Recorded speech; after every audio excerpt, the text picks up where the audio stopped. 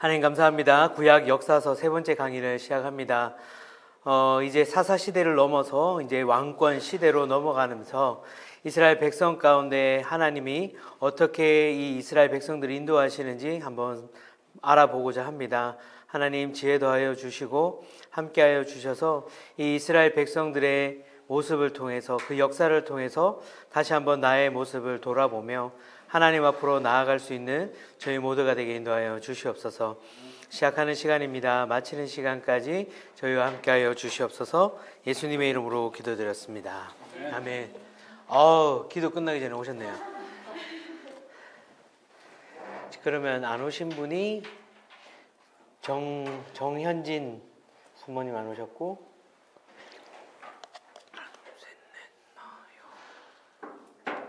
그 말 하는데 딱 오셨네.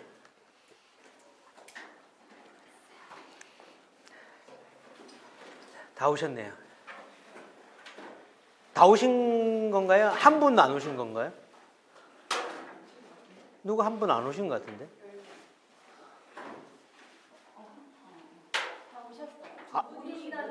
아예 못 오신다 했어요? 계속 못 오시나?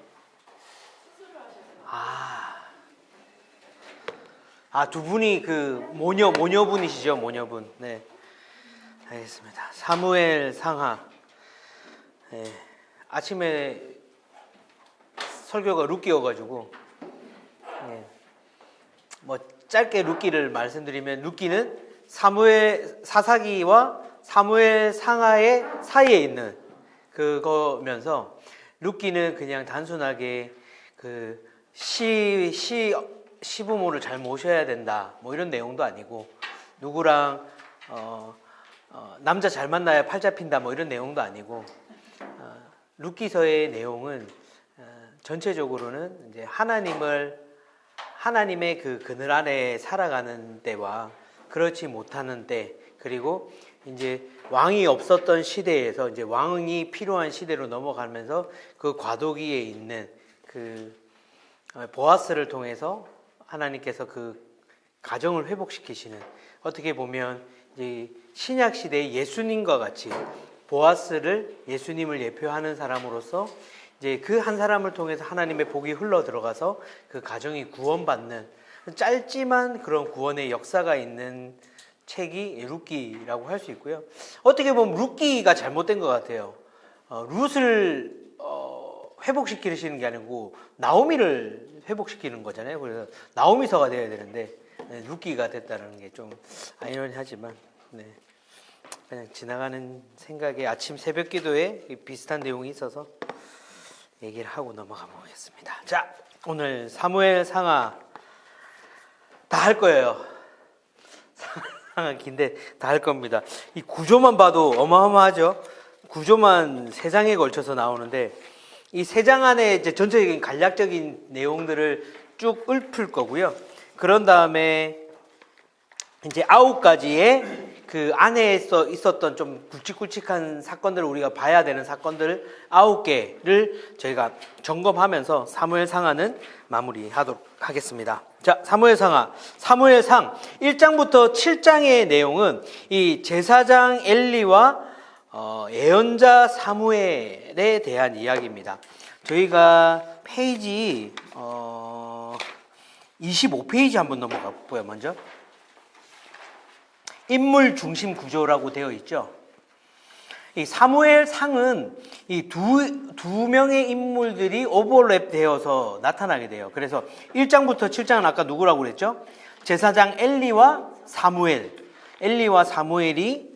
교대로 나오면서 이야기가 진행이 되고, 그 다음 8장에서 15장은 사무엘과 사울, 이제 왕이 되는 사울에 대한 이야기가 나오게 되고요. 그 다음에 16에서 31장은 그럼 누굴까요? 네, 맞습니다. 사울과 다윗의 이야기. 그리고 사무엘 하는 온리 다윗의 이야기. 그렇게 되어 있습니다. 그래서 다시 앞 페이지로 넘어가세요. 사무엘을 출생하는 데 있어서 누구의 공이 가장 컸어요? 누구의 공이 컸어요? 예, 한나가 정말 통곡하며 하나님 앞에 애통한 마음으로 기도하면서 이 사무엘을 얻게 되죠. 한나가 자녀가 없어서 이 성전에서 기도했던 그 사건이 사무엘상 1장에 이제 나오게 됩니다. 2장에 가면 이 한나의 찬송과 엘리 아들들의 범죄 사건이 나오는데 사무엘의 출생에 감사하는 그 한나의 노래 1장 내용에 보면 그 뒤에 할게요. 어차피 뒤에 또 똑같은 얘기를 해야 돼서 뒤에 있었죠. 뒤에 첫 번째 나오는 그 한나의 절규에. 네, 1장에 한나의 뭐 여러 가지 상황과 기도하는 모습들이 다 나오게 되는데 그거는 아까 9가지 사건에 대해 첫 번째에 나오게 돼서 그것 때 한 번 더 설명드리고요. 자, 한나의 찬송, 그 하나님이 허락하신 그 생명에 대한 그 찬양, 하나님의 언약, 내가 소원 드렸던 것을 하나님께서 지켜주셨고 또 그것을 또 한나가 이제 지키는 모습들이 이제 2장, 3장에 나오게 되는데 그 과정에 대비되는 사람들이 이 엘리의 아들들이 아주 그냥 망나니들이에요, 망나니들. 말 안 듣고 그런 모습들을 나오는 게 2장입니다. 그냥 엘리의 모습들을 보면 2장에서는 점점 그의 영은 어두워져 가고 있고 하나님의 계시도 받지 못하는 그 제사장, 껍데기만 제사장인 그런 모습들, 그런 것들을 보게 되고 엘리의 아들들은 아버지의 권위를 이을 만한 자질이 갖춰져 있지 않고 오히려 그 자리는 사무엘이 가지어야 되는 그런 상황의 이야기입니다. 그래서 이제 3장에는 사무엘의 소명에 관련된 내용들이 나오게 되고요. 자, 그 다음에 4장부터 6장의 내용은 이 법궤에 대한 이야기입니다. 이 이스라엘 백성들이 이 법궤에 대한 오해가 좀 있었어요. 그것이 뭐냐? 이 법궤 이꼴 하나님이라고 생각을 했어요. 그래서 이 법궤만 가지고 나가면 우리가 전쟁에 승리할 거다라고 했던데 아니나 다르게 그냥 아주 대패하고 법궤까지 빼앗기는 그런 모습들이 나옵니다. 우리가 또 법궤에 대한 내용들을 뒤에서 좀 다룰 텐데 이 법궤에 대한 이런 생각들과 하나님과의 법궤의 관계에 대해서 좀 더 다루면서 하나님이 어떤 분이신지에 대해서 저희가 좀 뒤에 가서 다루도록 하겠습니다. 그 법궤가 어디로 가느냐? 블레셋과의 전투에서 이스라엘 쪽에서 바라보면 에베네셀 전투고요. 블레셋 진영에서 바라보면 아벡 전투입니다. 어느 쪽에서 바라보느냐에 따라서 이 전투의 이름이 바뀌게 되는 거고요. 그것도 뒤에 나오니까 뒤에서 같이 볼게요. 그러면서 이 법궤가 어디로 가느냐? 블레셋으로 넘어가는데 그 블레셋에 있는 다곤 신전에다가 그 법궤를 모시면서 아주 재미난 일들이 막 생기기 시작해요. 그래서 이 블레셋 사람들이 하나님을 찬양하는, 하나님을 두려워하는 그 장면이 이 사무엘상 5장에 나오게 되면서 이제 6장 법궤가 기럇 여아림으로 돌아오면서 또 그 과정 가운데 여러 가지 또 사건들이 발생하는 이게 진짜 하나님의 저주고 하나님의 심판이구나를 깨닫게 되는 사건들이 5장과 6장에 나오게 됩니다. 자, 그리고 나서 이제 마지막 7장 미스바 금식 성회와 사무엘의 사사직 수행을 통해서 이제 정확하게 이제 사무엘이 이제 사사로서의 그 역할을 이제 본격적으로 시작하는, 그리고 이 미스바 금식 성회를 통해서 또 하나님께로 돌아가자, 하나님께 어떻게 해야 하는가에 대한 이야기다. 이것도 뒤에 있으니까 좀 더 자세하게 다루겠습니다. 그리고 8장부터 15장은 아까 누구라고 그랬죠? 사무엘과 사울의 이야기. 이 사울의 전체적인 그의 생애에 대해서 이야기를 하게 됩니다. 이 8장에 보면 왕정 도입에 대한 이스라엘의 소망, 왕을 하나님께서 주겠다고 하는 것이 아니라 이스라엘 백성들이 요구하는 그 모습들이 나오게 됩니다. 그 밑에 내용에 보면 이스라엘이 왕을 요구하고 이에 대하여 사무엘이 부정적인 입장을 표명하는 그 내용들이, 야, 너네가 왕을 요청할 때 너네가 왕에게 어떤 것들을 해야 되는지 알아? 몰라. 내가 알려줄게 하면서 너네가 왕에게 해야 되는 것들을 낱낱하게 얘기하는데 이것도 뒤에서 자세하게 설명드리겠습니다. 9장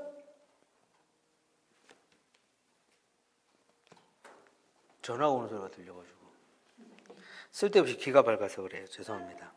네, 9장부터 11장은 사울의 상승기. 이제 사울이 진짜 하나님의 그런 은혜를 받아서 승승장구하는, 사울이 처음에는 되게 겸손한 사람이었어요. 겸손하고 참 착했던 사람인데 하여튼 자리가 사람을 만든다고 하여튼 안 좋게 변하는 사울의 모습을 보게 됩니다.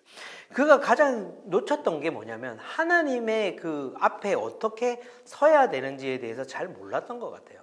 첫 번째 왕이 되면서. 그래서 뭐든지 첫 번째 하는 건 좋지 않다. 어떤 사람이 하는 거 보고 저렇게 해서 두드려 맞고 저렇게 하면 안 되겠구나를 보고 나서 하는 게 좋은 것 같아요. 그래서 이제 9장에 보면 사울이 왕으로서 기름 부는 장면이 나오게 되고요. 그것도 하나님의 그 섭리. 아침에 제가 룻기 얘기하면서 원래 룻기 2장 마지막 부분만 얘기해야 되는데 오늘 2장 전체를 통틀어서 얘기를 하면서 룻기에서도 하나님께서 이 세상 사람들이 얘기하는 설명할 수 없고 이해할 수 없는 마치 우연처럼 벌어지는 것 같지만 하나님의 계획대로 갔던 것처럼 이 사울이 왕이 되는 그 장면도 우연처럼 보이지만 하나님께서 일하시는 그 섭리로 해서 하나님의 인도하심에 따라서 그게 기름 붓게 되는 장면들이 나오는 게 9장의 내용입니다. 그리고 이제 10장 사울이 왕으로 이제 인정받게 되죠. 그러고 나서 11장 사울의 암몬에 대한 승리와 왕위로의 즉위, 이제 전쟁을 하게 됩니다. 전쟁을 하면서 이제 승리를 하게 돼요. 그러면서 이제 사울의 이제 왕권이 이제 어떻게 보면 다져지면서 강화되는 거죠. 자, 그러고 나서 12장 사무엘의 이제 고별 설교를 하는 이제 실질적인 업무에서 내려놓게 되는 사무엘의 모습을 이제 보게 되고요. 자, 그런 다음에 사울의 세태기가 이어지게 됩니다. 너무 짧죠. 금방 전쟁 한번 이기고 나서 딱 승리했는데 그러고 나서 점점 세태기를 맞이하게 됩니다. 그 세태기를 맞이하게 되는 사건이 두 개가 있는데 13장에서 15장 사이에 나오게 됩니다. 한번 볼까요? 13장부터인데 12장이라고 했네요. 요거 한번 수정해 놓으시겠어요?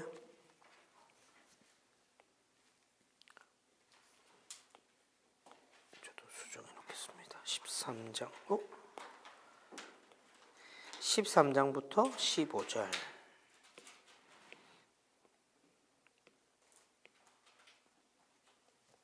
사울의 세태기. 자, 사울이 첫 번째 이제 배척을 당하는데 이 믹마스 전투, 이 길갈이라는 곳에서 제물을 쌓아 올리는 일을 이 사무엘이 해야 되는데 전투에 앞서 하나님 앞에 제사를 지내고 이제 전쟁을 치르려고 했는데 기다려도 이 사무엘이 늦게 오는 거예요. 이 어떻게 보면 말년병장이 되더니 사무엘이 느그적이 빨리 안 오는 거예요. 그래서 이 답답한 이 사무엘이 오기 전에 이 전쟁이 끝날 것 같으니까 먼저 직접 그 제사를 지내게 되면서 그때 이제 사무엘이 와가지고 심판의 말을 듣게 되는 그 장면이 이제 첫 번째 믹마스 전투고요. 자, 그런 다음에 14장은 다행히 그 아들은 또 아버지하고 또 달라요. 요나단이 출정했던 그 전쟁에서는 또 승리를 하게 되죠. 그러고 나서 15장으로 넘어가면 사울이 두 번째로 배척당해요. 또 똑같이 이 아말렉과의 전투에서 무엇을 하냐면 하나님께서 아말렉과의 전투에서 모든 것을 진멸하라고 했거든요. 근데 진멸 쭉 하다가 보니까 이거 좋아 보이는데 하면서 물건들을 막 가져와요. 그래서 한다는 사무엘이 막 꾸짖으니까 한다는 소리가 이거 하나님께 좋은 거 드리려고 내가 좀 챙겨왔다고. 그러니까 거짓말을 하게 됩니다. 그러면서 마지막으로 이제 기회를 놓치게 되는 그 장면을 보게 되죠. 자, 15장에 중요한 중요한 우리가 잘 아는 말씀이 나와요. 순종이 제사보다 낫다라는 말이 이 15장 22절에 나오게 됩니다. 그렇게 기억해 두시면 좋을 것 같고, 그 다음 16장부터 31장의 내용은 이제 사울과 다윗의 대립 구도로 나오게 됩니다. 이 다윗의 이야기가 이제 이때부터 이제 사무엘 하 5장 5절까지 다윗이 쭉 이제 왕으로서 올라가는 이제 그 여러 가지 이야기들이 나오게 되고요. 16장에서 20장 사울 궁중의 다윗. 이제 다윗이 사울의 궁중으로 이제 오게 되면서 이제 여러 가지 발생하는 사건들이 나타나게 됩니다. 16장에는 이 사울의 그 여러 가지 두 번의 사건들, 불순종의 사건들을 통해서 이제 하나님께서 이제 새로운 왕을 뽑아야겠다고 사무엘을 보내게 되면서 이 다윗이 기름 부음 받는 그 장면이 나오게 되고요. 그러면서 이제 형들에게 이제 밥 주려고 이제 골리앗 전쟁으로 17장으로 보면 이제 가게 되죠. 그러면서 아니 제가 뭔데 하나님을 우리 하나님을 욕하고 이방놈이 지까지 게 뭐라고 이러면서 벌벌 떨고 있는 이 이스라엘 백성을 대신해서 아주 그냥 시원하게 전쟁에 승리하게 되는 이 다윗의 모습. 이 다윗과 골리앗과의 전쟁을 보면서 우리가 이렇게 살아야 되지 않나라고 생각하게 됩니다. 우리가 이 땅에 살아갈 때 사탄과 그런 이 세상의 유혹과 그런 것들이 우리가 볼 때 굉장히 크게 느껴지고 힘들게 우리가 과연 버틸 수 있을까라는 생각이 있지만, 우리가 하나님의 오늘 그 루키서 2장의 보아스가 하나님을 찾아온 자들에게 여호와의 날개 그늘 아래 보호한다라는 그런 내용이 2장 12절에 나오거든요. 루키 2장 12절에.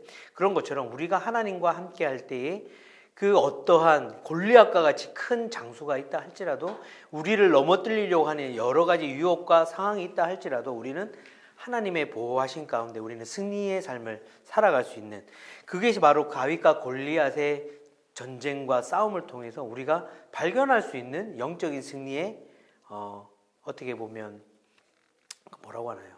영적인 승리의 키포인트 같은, 우리가 꼭 기억하면서 나와 대비해서 나는 다윗이고 나를 넘어뜨리게 하는 나의 앞에 놓여 있는 문제들은 골리앗이고, 우리가 하나님과 함께 해 나갈 때 내 힘으로 하려고 하는 것이 아니라 내 방법으로 아니라 하나님의 방법으로 할 때 승리할 수 있다. 남들이 불가능하다고 하는 것을 가능케 만드시는 분이 하나님이심을 우리가 다윗과 골리앗의 이야기를 통해서 깨달을 수 있는 것입니다. 자, 그 다음에 18장 다윗과 요나단의 우정. 어떻게 보면 요즘 말하고 하는 이제 브로맨스가 나오죠. 브로맨스. 어디지? 18장에. 그래서 이제 그것을 통해서 이제 점점 이 골리앗 사건을 이후로 이제 뭐라는 어떤 노래들이 막 떠돌게 되나요? 점점. 사울은 천천히요, 다윗은 만만이다. 이런 노래들이 이제 점점 나오게 돼요. 그게 이제 18장부터 이제 나오게 되면서 이제 내가 왕이고 아직 내가 권력을 놓을 자리도 아니고 내가 아들이 없는 것도 아니고 내 아들 요나단도 있는데 어디서 굴러먹다 온지 모르겠던 이 다윗이 굴러와서 자신의 권력을 넘보는 그런 상황들이 되는데, 이 눈치 없게 아들이 그 다윗과 아주 절친을 맺고 그냥 하는 모습이 점점 꼴보기가 싫은 거죠, 사울은. 자, 그러면서 어떤 방법을 쓰느냐? 그러면 제가 제대로 혼자서 새로운 세력을 꾸리느니 차라리 저애를 우리 패밀리를 만들어가지고 내가 좀 통제해야겠다 하면서 이 미갈과 혼인을 시켜버리죠. 아주 사울도 머리를 썼지만 안타깝게 여러 가지 상황들이 또 생기게 되죠. 하지만 그것이 오히려 다윗에게는 더 좋은 사건이 돼요. 미갈이 다윗을 굉장히 좋아해요. 그래서 이 아버지가 죽이려고 할 때 요나단이 이 다윗을 구출해 주기도 하고, 또 잠자고 있는 성에 또 쳐들어 죽이려고 할 때 이 미갈이 다윗을 구출시키게 되면서 사울을 2번이나 피해서 가게 되죠. 그리고 20장에 이제 다윗과 요나단의 우정의 언약, 잔치상에 식탁 자리에 네가 나오지 않으면 아버지가 어떻게 하는지 보자라고 하면서 이제 창을 던지는 그 사건, 네, 아버지가 너를 죽이려고 할 때에 내가 너에게 신호를 주겠다라고 하는 그 장면들을 보여주면서 요나단은 다윗을 사랑하고 정말 그를 아끼는 것에 대한 그 우정의 언약을 보여주는 장면들입니다. 그리고 21장부터 31장 사울의 추적을 피해 이제 다니는 다윗의 이 내용이 정말 재밌어요. 요거는 한번 쭉 보시면 다윗이 연기를 그렇게 잘할 수가 없어요. 미친 척을 하는데 진짜 미친놈처럼 그렇게 연기를 하는 거예요. 그러니까 많이 봤던 거죠. 그걸 어떻게 해야 되는가 연구도 하고 노력을 하면서 미친 척을 하게 됩니다. 자, 21장에 보면 다윗이 높 제사장에게 처음에 머물면서 그러고 나서 다윗이 가드왕 아기스에게 이제 피신을 하게 되는데, 이제 그 제사장 곁에서 누군가 또 사울의 측근이 한 명 있었어요. 그것을 보고 이 제사장들을 다 죽여버려요. 그러니까 몰살시키는 그런 사건들이 22장에 나오게 됩니다. 이 다윗이 아둘람 굴에서 우두머리가 되는데, 이 아둘람 굴에 왔던 사람들, 그 사람들이 어떤 사람들이냐? 어떻게 보면 이제 도망자가 된 다윗에게 좀 현재 권력 있는 자들이 좀 와가지고 좀 도와주면 좋은데, 거기 온 사람들이 누구냐면 환난당하는 사람들, 그리고 아니면 빚진 사람들, 빚져서 도망치는 사람들, 아니면 막 그런 괴롭힘과 억울함을 당한 사람들, 그리고 주류 사회에서 뒤처져서 일상적으로 생활할 수 없는 어떻게 보면 아웃사이더 같은 사람들만 거기다 다 모아놓은 거예요. 근데 그런 사람들이 또 다윗이라고 해가지고 또 왕으로 우두머리로 삼고, 또 다윗은 그들을 내치지 아니하고 그들을 또 품는 왕의 모습을 보이는 그 장면이 22장의 내용입니다. 자, 23장 다윗이 그일라에 머무면서 요나단이 찾아와 격려하게 됩니다. 요거 한번 찾아볼까요? 사무엘상 23장 17절. 와서 뭐라고 하는지 한번 보겠습니다. 사무엘상 23장 17절, 18절.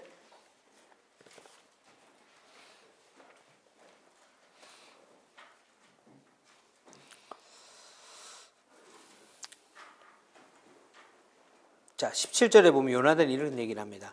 두려워하지 말게. 내 아버지 사울은 자네에게 손도 대지 못할 걸세. 자네는 이스라엘을 다스릴 왕이 될 걸세. 나는 자네 다음이지. 내 아버지 사울 왕도 다 알고 있는 일이네.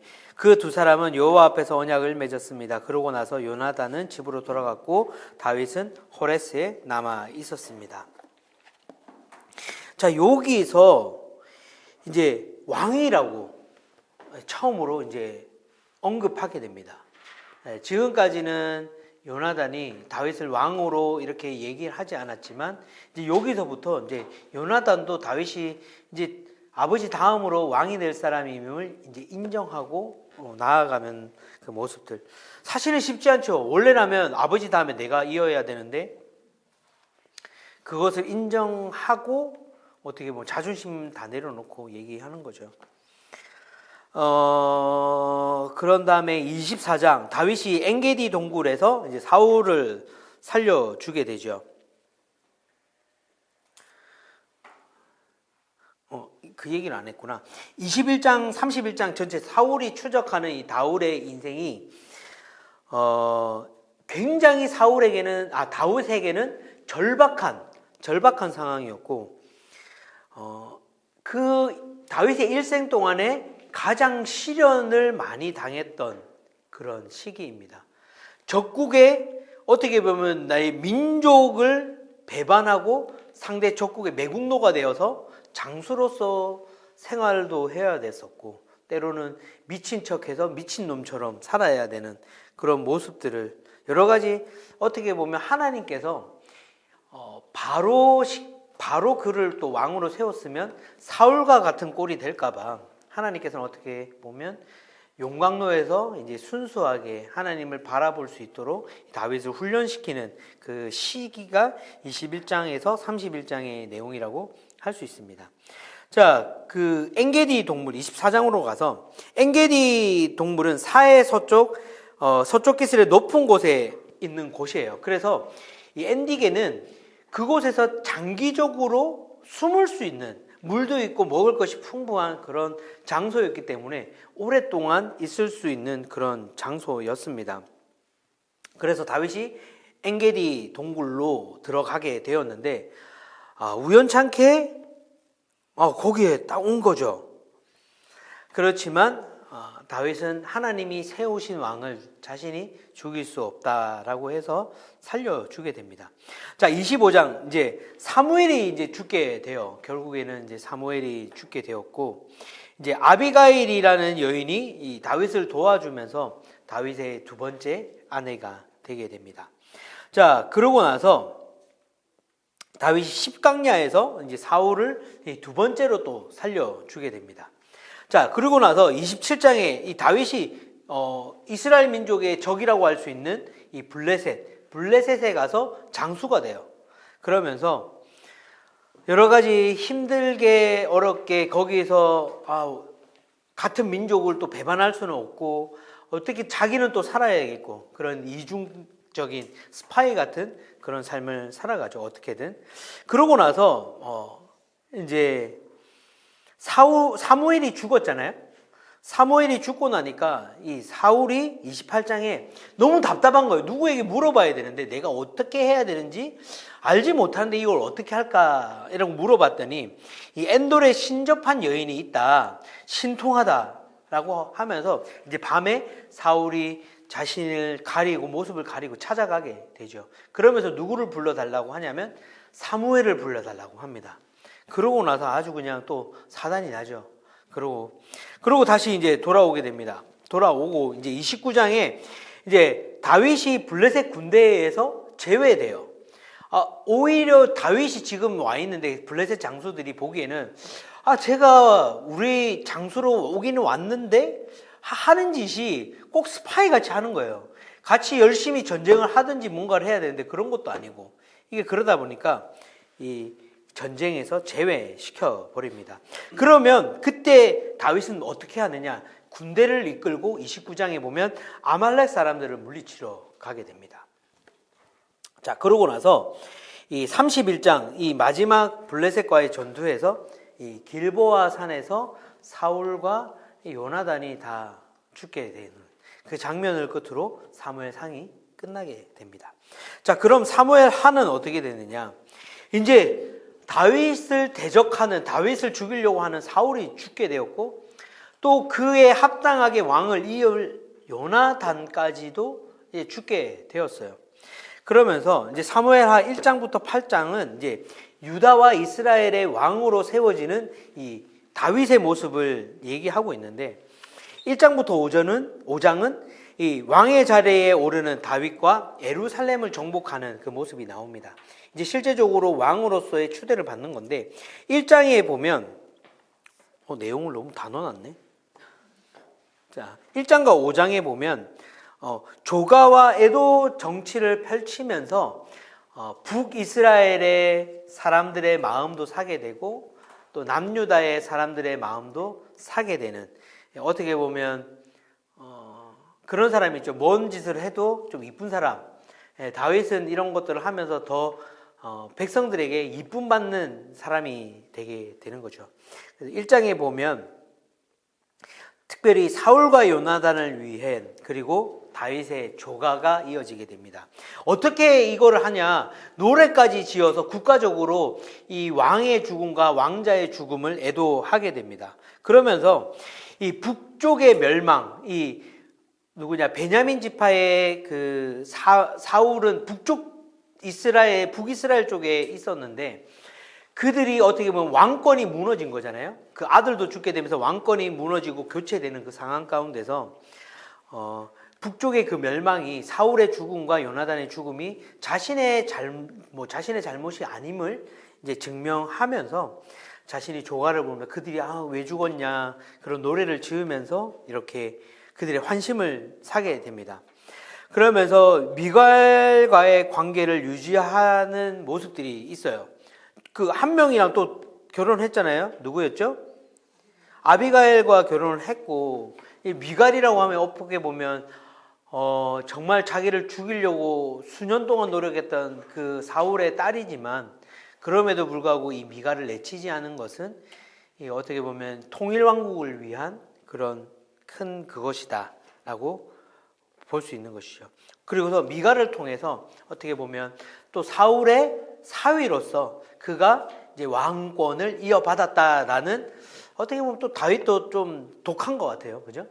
네, 그런 것까지 이용해가지고 왕권의 정통성을 이어가는 다윗의 모습들, 그런 것도 또 인간적인 모습이죠. 그런 것들을 발견할 수 있습니다. 자, 2장에 가면 누구냐면 이 이스보셋, 그리고 유다와 이스라엘의 이제 왕이 되는 장면, 유다에서도 왕으로 추대받고 북이스라엘 사람들에게도 이제 추대받아서 왕이 되는 그 이야기가 나오게 됩니다. 자, 3장으로 넘어가세요. 다윗의 아들들의 명단이 나옵니다. 아들들도 많이 나왔죠, 여기도. 네. 그리고 아브넬의 투항과 피살. 네. 아브넬이 누구였죠? 사울의 군대 장관이었죠. 네. 그래서 그것도 반항하려고 했다가 결국엔 또 죽게 되면서 또 그를 위한 또 애도를 또 다윗이 하게 됩니다. 이스보셋이 이제 4장에 살해되고 5장으로 넘어가면 다윗이 유다와 이스라엘에 이제 확실하게 이제 왕이 되면서 원래 여부수 사람의 성읍이었던 이 예루살렘을 이제 정복하게 돼요. 그래서 정치의 중심지로 이 예루살렘을 이제 세우게 되는 것입니다. 자, 5장에서의 이 예루살렘의 정복은 정치적인 중심지로서의 그 역할로 했다고 한다면, 이제 6장에서는 언약궤를 이제 가지고 오게 돼요. 예루살렘으로 옮기면서 예루살렘을 종교의 중심지로 만들게 됩니다. 이게 중요한 사건이죠. 언약궤를 예루살렘으로 옮기면서 하나님을 이곳에 모시게 되는 그 장면이죠. 다윗이 그 언약궤를 가지고 오는 모습은 또 저희들이 너무나도 잘 알죠. 바지가 벗겨질 정도로 너무나도 신나했던, 그것을 보고 미갈이 그냥 아주 신랄하게 그냥 한마디 했다가 그냥 그렇게 되죠. 자, 그 다음에 7장 다윗의 왕조에 대한 나단의 예언. 이 나단 예언자는 뭐 어디 출생인지 뭐 어디서 나타났는지 모르지만 7장에서부터 나단이 갑자기 나타나게 되는데 신약 학자들은 얘기가 이 예루살렘에 원래 살고 있었던 예언자인데 예루살렘 정복을 통해서 이 나단이 이제 활동하기 시작했다라고 이야기를 하는 사람들도 있습니다. 자, 그러고 나서 8장의 이웃 민족들의 굴복, 이 다윗의 전쟁과 그의 명성을 통해서 이제 주변의 국가들이 굴복하고 이제 그것을 어떻게 다윗이 관리하는지에 대해서 8장에 나오게 되고요. 이제 9장부터 20장, 그리고 열왕기상 1, 2장의 내용이 뭐냐면 이제 왕위 계승에 대한 이야기, 다윗 왕국에 대한 이야기들이 쭉 나오게 됩니다. 자, 9장에 가면 사울의 손자인 무비보셋, 참 이 친구가 다리가 불편해요. 도망가다가 너무 불쌍하잖아요. 그래서 그를 거두어서 왕의 함께 식탁의 자리에 초대도 하면서 다윗의 그런 포용 정책, 어떻게 보면 그 미갈에 통해서 사위로서의 그 어떻게 보면 가족으로서의 그 역할들을 다 감당하고 있습니다. 그리고 10장에 암몬을 이제 무찌르게 되죠. 그러고 나서 이제 승승장구를 해요. 어떻게 보면 남유다도 통일하고 북이스라엘도 통일하고 이제 태평성대를 하면서 전쟁도 승리하면서 이제 더 이상 다윗을 견제할 수 있는 세력들이 없게 됩니다. 그러면 우리가 어떻게 됩니까? 한참 바쁠 때는 딴 생각 안 하다가 좀 슬로우해지면 어때요? 우리 사람들은 꼭 딴 생각을 하게 돼요. 그러면서 11장과 12장의 내용이 그 문제가 나오게 되는 거죠. 밧세바 사건이 나오게 되면서 다윗이 이 사건 하나로 지금까지 쌓았던 모든 것이 이제 하나씩 무너지는 그 하얀 곡선으로 이어지는 그 상황이 됩니다. 11장의 이 밧세바 사건, 다윗의 영광은 끝나게 되죠. 굳이 그까지만 얘기하고 가겠습니다. 네.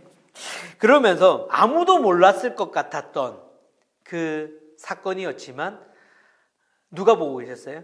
하나님이 보고 계셨어요. 그래서 우리가 항상 기억해야 될 것은 남들은 안 보겠지, 아무도 없는데 라고 두리번거릴 것 없이 나와 항상 동행하시는 하나님께서 다 지켜보고 계신다는 것을 저희들이 생각하면 무섭죠. 네, 무섭습니다. 그런 생각을 하게 되면 우리가 두려움에 떨면서 살아갈 수밖에 없지만, 그럼에도 불구하고 우리가 계속 죄를 지을 수 있는 것은 하나님께서 우리를 망각의 동물로 지으셔가지고 하나님께서 나와 동행하신다는 것을 계속 잊어먹게 하셨어요. 그래서 죄를 계속 짓는 거예요. 네. 웃자고 한 얘기인데 별로 안 웃겼나 보네. 네, 자, 그러면서 이제 나단의 책망이 이어지면서 이제 그 집안이 어떻게 될 것인지에 대해서, 네, 이제 나라가 둘로 쪼개지게 되고 형제들이 싸우고 뭐 하여튼 뭐 그런 내용들이 쭉 나오게 됩니다. 자, 13장부터 19장의 내용은 이 비극적인 사건이 이제 아버지의 그 어떻게 보면 성적인 죄가 자식들에게도 이어 대물림되는 그런 모습들이 나오게 됩니다. 자, 암논의 성폭력 사건과 이 압살론의 반란, 이복 형제죠. 배가 다른 형제들입니다. 13장에 보면 암논이 이 압살롬의 누이 다말을 너무 좋아해요. 막 상사병이 알아 누울 것처럼 막 너무 좋아해가지고 꾀를 내가지고 다말을 자기가 꾀병이 들어가지고 좀 다말이 와서 좀 간호를 해줬으면 좋겠다 하면서 이제 하지 말라고 했는데 결국에는 강간을 저지르고 나서 이 어떻게 보면 화장실 들어갈 때 마음과 나올 때 마음이 다른 것처럼 이제 그렇게 돼버린 거죠. 그러니까 본인이 그것을 저지르기 전에는 온갖 상상으로 이럴 것이다, 이럴 것이다, 이럴 것이다 했는데 막상 죄를 짓고 났더니 자기가 생각했던 거랑 너무 달라버린 거예요. 아무것도 없고. 그러면서 이 다말을 늦추게 되고 다말이 죽게 되면서 압살롬이 열받아서 형 암논을 이제 죽이는 사건이 나오게 됩니다. 자, 14장으로 가면 요압이 두과의 여인을 통해서 또 압살롬의 사면을 얻어내는 그런 또 장면들이 나오게 됩니다.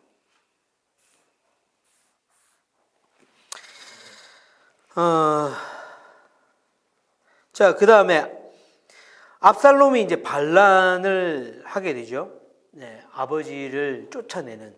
그래서 다윗이 울면서 떠나는 장면들. 이 이야기를 압살롬이 다윗이 도망가는 장면에 대한 내용을 설교를 한 적이 있었는데 기억이 안 나네.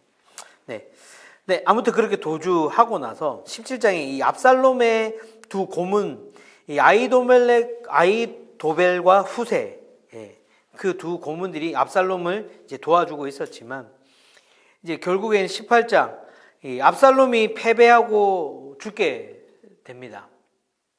그러고 나서 이제 또 자식의 일은, 어떻게 보면 다윗은 왕권의 시작부터 끝까지 계속 애도만 하는 것 같아요.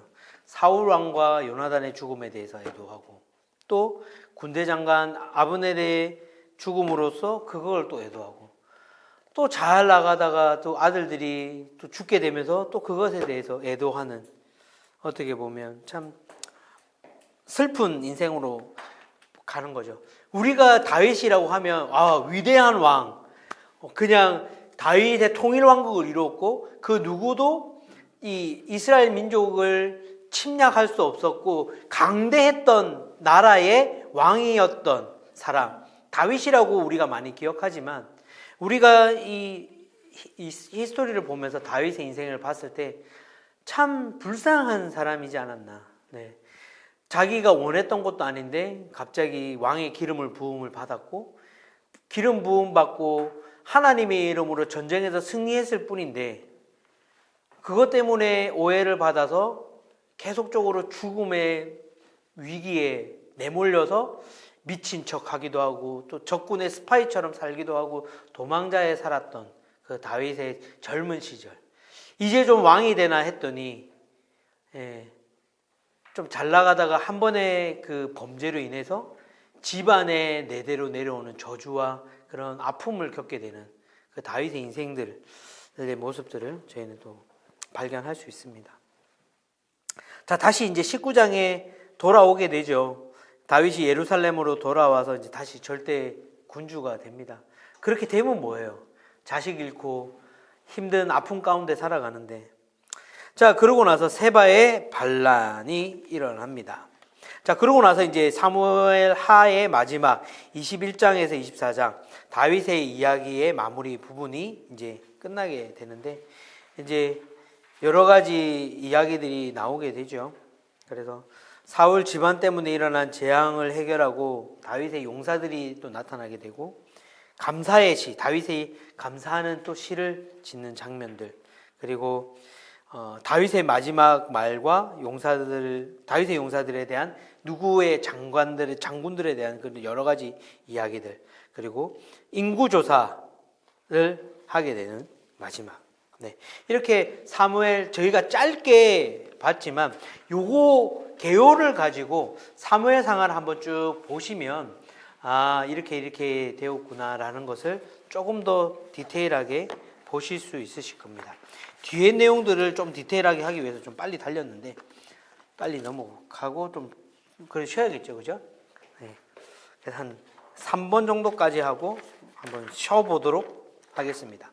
자, 사무엘상하의 주요 본문이라고 해서 제가 9가지를 제가 선택을 했는데, 첫 번째 한나의 절규입니다. 한나의 절규.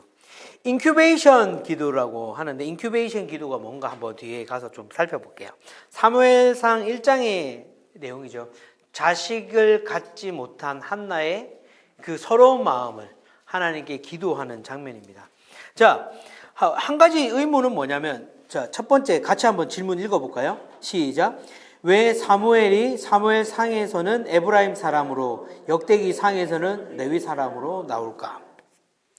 뭔가 이게 오류인가라고 할 수 있는데, 사실 이게 왜 문제가 되는지 우리가 깨달아야 되는데, 원래 제사장은 누구만 될 수 있어요? 레위 지파 사람들만 제사장이 될 수 있는데, 왜 에브라임 사람으로 분명히 얘기하고 있는데 이 사무엘이 제사장이 될 수 있었나? 그 밑에 내용을 보면 사무엘은 원래 에브라임 사람인데 나중에 레위 사람으로 입양된 것으로 이제 추정됩니다. 왜냐? 엘리의 후계자로서 이제 서원을 드렸죠. 한나가 이 삭도도 되지 않고 그를 하나님께 바치겠다. 그게 무슨 제도죠? 머리에 삭도도 되지 않고 그 삼손, 네, 맞습니다. 그 밑에 관로가 나실인 제도, 나실인이라고 쓰시면 됩니다. 이 여호와의 종교의 순수성을 지키려고 했던 이 나실인들이 레위 지파는 아니지만 나중에 성직자로 영입될 수 있는 그런 제도가 있었어요. 그래서 민수기 6장에 보면 이 나실인 제도에 대해 자세하게 나옵니다. 하나님의 제사장으로서, 레위인으로서 그 혈통은 아니지만 그럼에도 불구하고 자신을 하나님께 드리면서 경건하게 살았던 이 나실인들을 하나님의 일꾼으로 사용하는 그런 이야기들이 있죠. 자, 두 번째, 한나의 기도 장소가 변화되는 모습들을 우리가 사무엘상 1장을 보면 나와 있어요. 자, 야훼 전 문설주 옆 의자에 앉아 있는 제사장의 주변에서부터 이제 이 사건들이 이루어지는데, 이 여호와의 앞이라고 하면 어딘가요? 지성소를 이야기합니다. 이 지성소는 뭐냐면 인간이 하나님께 가장 가까이 갈 수 있는 장소예요. 그래서 이제 한나가 그런 게 안타깝고 그 한탄스러운 마음에 계속 하나님께 가까이 가서 기도하는 모습인 거죠. 그 밑에 보면 1장 사무엘상 1장 한번 볼까요? 사무엘상 1장 9절. 1장 9절에 보면 그들이 실로에서 먹고 마시고 난 뒤, 처음에 실로였죠. 거기 실로에서라고 써주시고요. 한나가 자리에서 일어났습니다. 그때 엘리 제사장이 여호와의 성전 문 옆에 있는 의자에 앉아 있어요. 실로 안에 이제 성전으로 가게 돼요. 한나의 시선입니다. 실로에서 먹고 마시고 난 뒤에, 그리고 실로 안에 있는 성전으로 가게 되고, 그 다음에 어디로 가게 되는 거예요? 하나님 앞으로 이제 가게 되는, 여호와의 앞으로 이렇게 그녀가 점점 하나님께로 다가가면서 기도하는 모습들. 1장 2절에 보면 엘가나에게 두 아내가 있었는데, 한 사람은 2절에 보면 한 사람은 한나였고 다른 사람의 이름은 브닌나였다라고 해요. 이 2절에 보면 한나가 먼저 나오고 브닌나가 먼저 나와요. 그러면 이제 한나가 첫째 아내고 브닌나가 둘째 아내라고 볼 수 있는데, 4절과 5절을 한번 볼까요? 자, 4절에 보면 엘가나는 제사를 드리는 날이 올 때마다 자기 아내 브닌나와 그 모든 아들, 딸들에게 제물로 드린 고기를 나누어 주곤 했습니다. 그러나 한나에게는 2배를 주었는데 그것은 그가 한나를 사랑했기 때문입니다. 라고 나와 있어요. 이때는 어떻게 됐어요? 엘가나의 아내인 먼저 브닌나가 먼저 나오죠. 브닌나가 먼저 나오고 그 다음 한나가 나옵니다. 어떻게 보면 자식을 많이 낳았던 브닌나의 서열이 좀 바뀌었다라고 볼 수 있는 장면이죠. 그럼에도 불구하고 엘가나가 한나를 더 사랑해서 2배로 나눠주는 그런 모습들을 보게 되는데, 1장 7절에 보면 그 모습을 보면 브닌나가 어떨까요? 또 속이 뒤집어지겠죠. 7절에 보면 이런 일이 해마다 계속됐습니다. 한나가 여호와의 집에 올라갈 때마다 브닌나가 한나를 괴롭혔기 때문에 한나는 울면서 아무것도 먹지 못했습니다. 네. 이 자식을 낳지 못하는 첫 번째 아내를 두 번째 아내가 괴롭히기 시작하는 것입니다. 그러면서 더더욱 서럽게 하나님 앞으로 더 나아갈 수밖에 없었던 그 한나의 모습들을 우리는 발견할 수 있는 것이죠. 자, 세 번째 인큐베이션. 아까 인큐베이션 기도가 뭔가, 인큐베이션에 대해서 한번 봅시다. 종교 역사학에서 이 용어는 곤란에 처한 한 개인이 꿈을 통해 신의 계시나 도움을 얻을 목적으로 신성한 장소에서 잠을 자거나 밤을 보내는 관습을 지칭하게 됩니다. 따라서 한나는 불임의 고통에서 벗어나기 위해 지성소에서 기도를 드린 일종의 인큐베이션 기도, 자신의 그런 자신이 처한 그 곤란한 상황들을 해결하고자 하나님 앞에 정말 울면서 기도했던 그 한나의 모습들인 것이죠. 자, 1장 10절에 보면 한나는 마음이 너무나 괴로워서 울고 또 울면서 여호와께 기도하는 장면들이 나옵니다.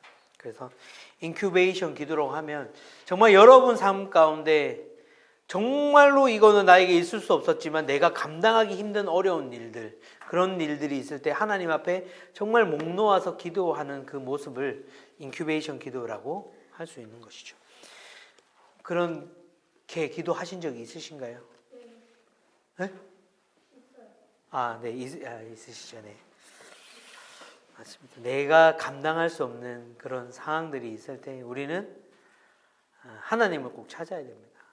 이 세상의 그 방법이나 그런 것들을 찾는 것이 아니라 하나님만이 나의 유일한 답임을 기억하면서 하나님께 고하고 하나님께 내 마음을 만져달라고 우리는 기도해야 하는 것이죠. 자, 여기서 두 가지를 발견할 수 있는데 뭐냐면 1장의 내용에서 엘리 제사장의 무엇을 발견할 수 있을까요?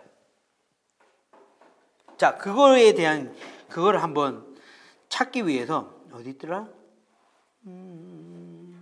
자, 12절과 13절 한번 볼까요? 14절까지 같이 한번 읽어볼까요? 시작. 한나가 여호와께 계속 기도드리는 동안 엘리는 한나의 입을 지켜보고 있었습니다. 한나가 마음속으로 기도하고 있어서 입술은 움직였지만 소리가 들리지 않았습니다.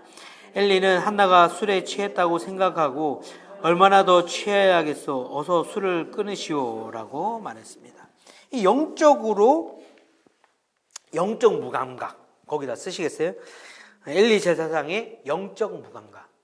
얼마나 영적으로 무뎌졌길래 정말 하나님 앞에 목 놓아 기도하는 그 여인의 그 모습을 보고 한다는 소리가 술 취했냐? 이제 술 좀 그만 먹어라. 그러고 있는 거죠. 자, 그러고 한 가지는 한나는 정말 어떤 기도를 한 건가요? 애절한 기도.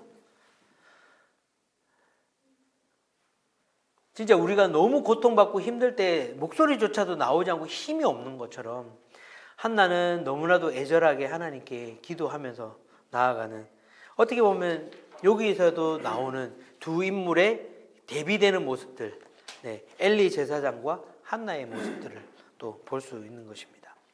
자, 두 번째, 사무엘의 소명, 한 시대를 이끄는 북극성. 한 시대를 이끄는 북극성이라는 말이 무슨 말일까요? 북극성. 북극성은 위치가 바뀌어요, 안 바뀌어요? 안 바뀌죠. 그래서 계속 우리의 길을, 밤에 길을 잃지 않도록 그 북극성을 보고 가는 것처럼 이 사무엘은 이 한 시대를 이끄는, 어떻게 보면 등대가 되어 주었다라는 그런 표현입니다. 자, 첫 번째 보면 요거는 사무엘상 3장 1장을 1절을 한번 읽어 볼까요? 3장 1절. 3장 1절 시작. 소년 사무엘은 엘리 밑에서 여호와를 섬기고 있었습니다. 그 당시에는 여호와께서 직접 말씀하시는 일이 드물었고 이상도 많지 않았습니다. 여기에 답은 이상입니다. 이상 끝 할 때 이상은 아니고요.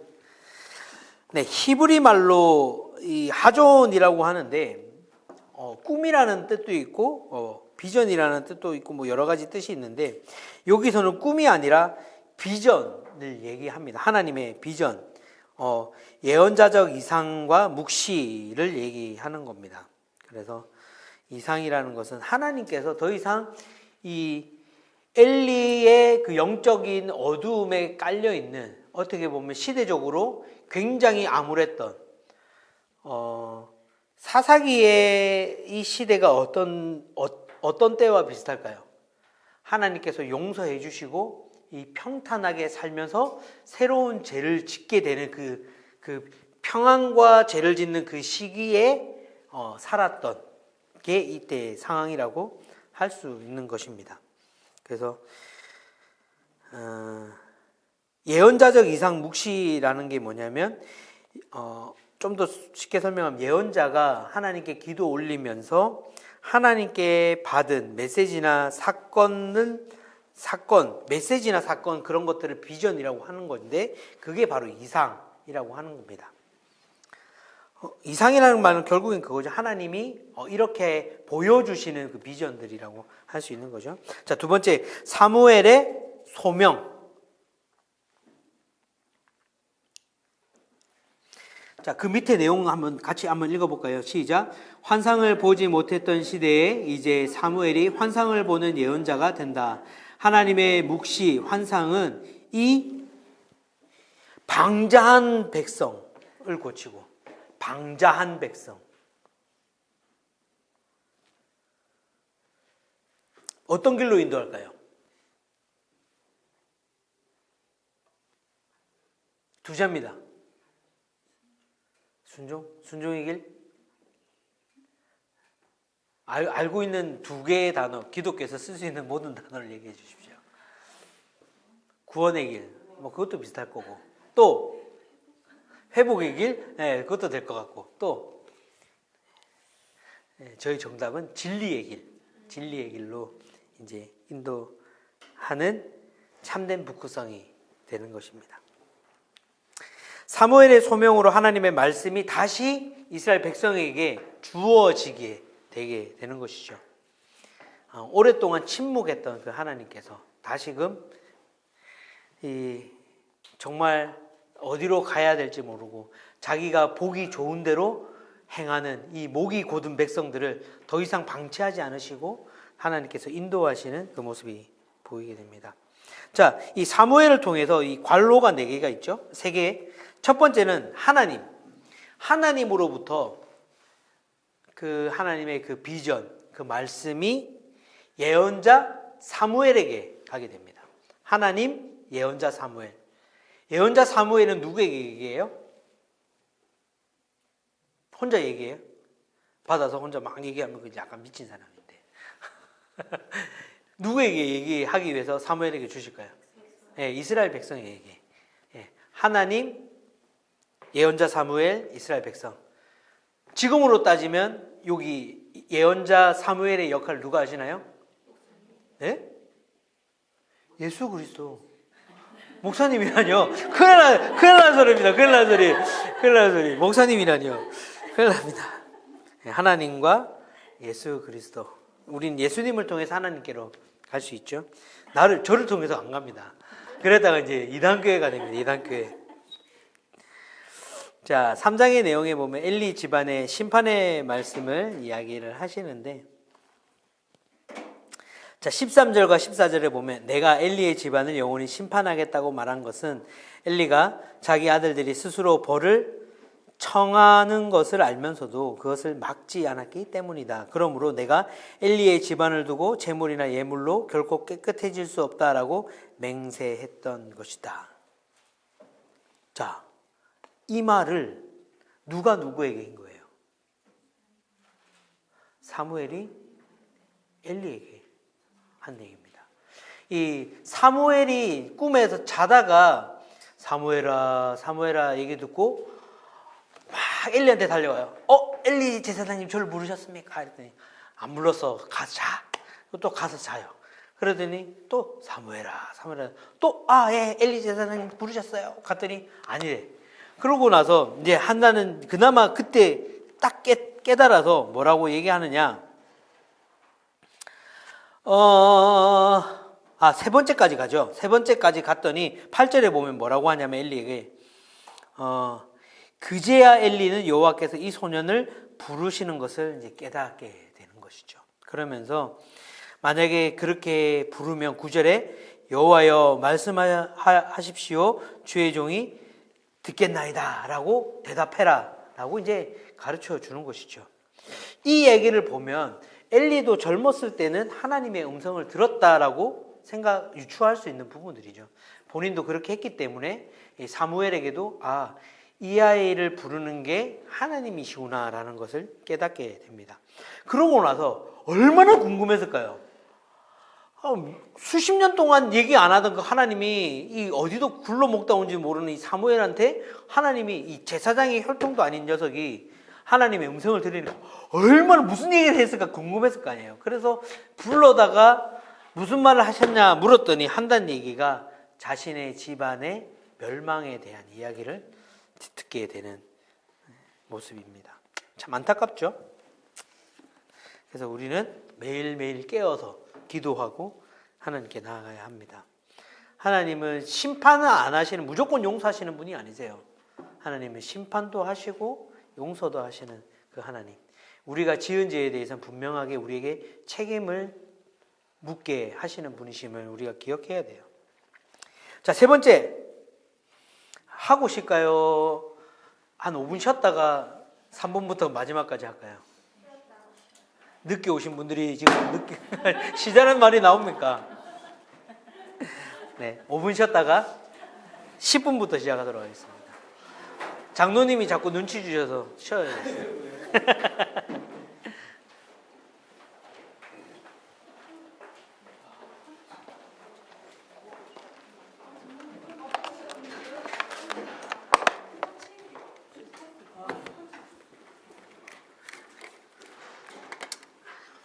사실 디테일하게 알려면 그냥 사무엘 상하만 8주 해야 됩니다.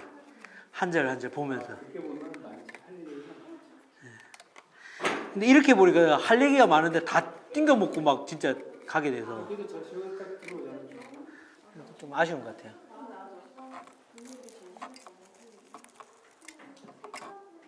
그러면 마지막에 그건 어떻게 되는 거야? 그러면 다윗이 그 마지막에 어디 편에서 공부하는 거예요? 어떤 거요? 블레셋의 장수로 갔잖아. 다시 오잖아. 그 마지막 싸움이 끝나는 그 아말렉과의 전투. 근데 그때 어느 아, 블레셋 장군으로서 가는 거죠. 거기서는 블레셋 장군으로 싸워서 가게 되는 거죠. 마지막 그러고 나서 이제 그러니까 그러고 나서 이제 아니 그러니까 내가 말하는 거는 네. 그 전쟁에 배제됐잖아. 블레셋에서. 네. 그 다음에 그 배제된 다음에 어디서 누구 장군이라고 그리고 싸우러 나갔잖아. 배제된 다음에 그게 약간 좀 헷갈려. 배제된 다음에 한번 보시죠. 그러면 29장 여기 지금 여기잖아. 다윗이 이스라엘과의 싸움을 피하게 되죠. 되고, 네. 그 다음에 아말렉 사람들이 물리치잖아요. 네. 그러니까 이 아말렉 사람 물리칠 때는 어느 그거냐고. 블레셋 장군으로서. 네네. 제외됐는데 어떻게 또 전쟁에 나갔냐고. 그러니까 이스라엘하고 전쟁에서 다윗을 데리고 가면 자신들의 약점이나 전략이 빠져나갈 것 같으니까 거기서 빼버린 거죠. 하지만 이제 아말렉과의 전투는 할 수 있는 거죠. 그 내용이 있을 텐데.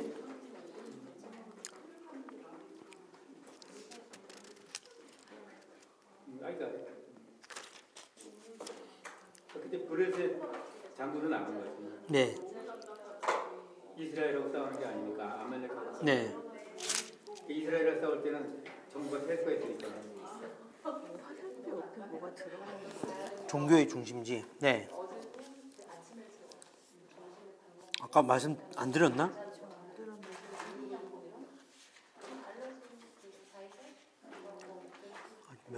몇 장이죠? 아, 언약궤 옮기는 장면.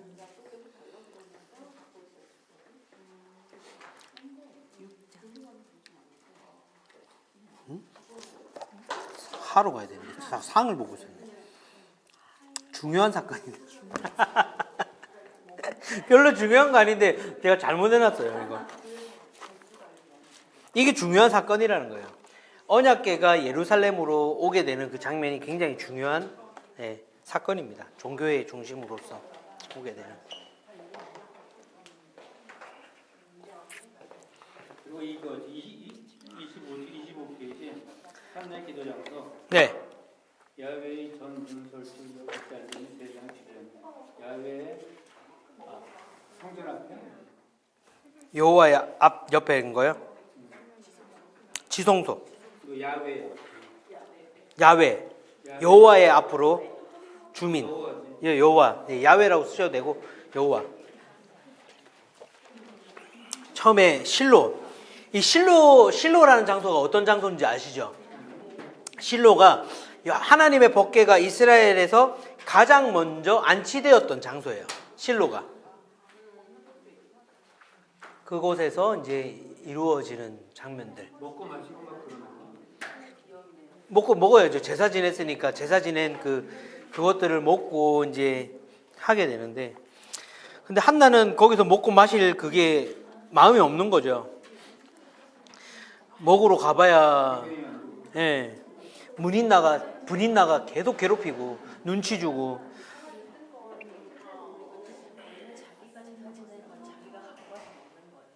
네.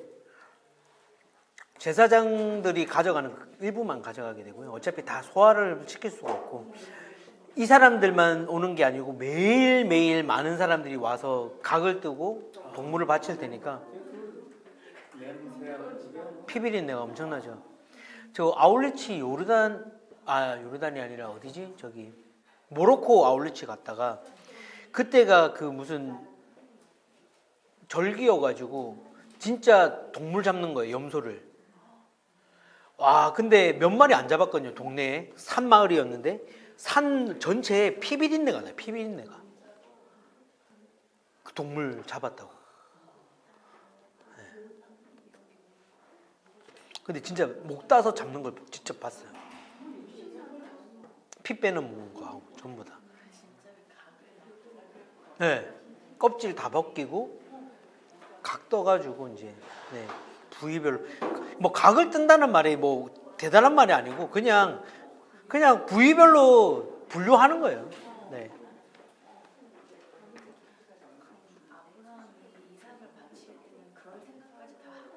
그렇죠. 이삭도 이제 바치려고 한 거죠. 얼마나 슬프겠어요. 그 3일 동안 얘를 죽여야 되나, 내가 돌아가야 되나, 도망가야 되나, 도망간다고 피할 수 있을까? 3일 동안 계속 그 생각만 하다 가는 거죠.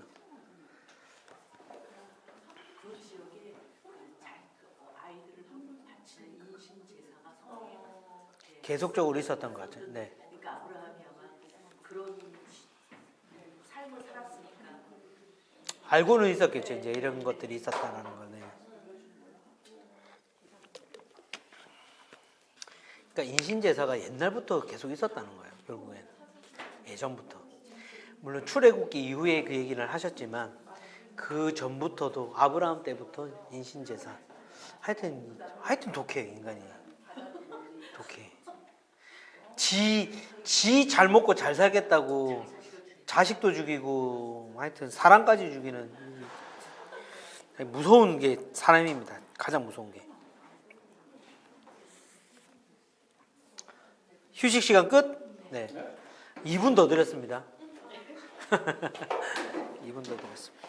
자.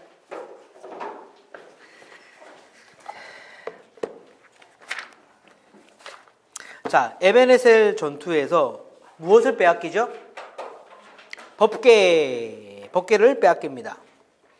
옆에 하나님의 자유라고 써 있는데 이게 무슨 말인가 한번 알아보도록 하겠습니다. 요 말이 좀 중요해요. 요 법궤를 빼앗기는 이 사건이 이 법궤에 대한 시각, 법궤의 의미가 어떻게 보면 바뀌게 되는 그런 장면입니다. 에베네셀 전투가 이제 사무엘상 4장에 나오는데 블레셋과의 전투에서 하나님의 여기 똑같지만 법궤 밑에 보기가 나오면 안 돼서 똑같이 그냥 괄호를 친 거예요.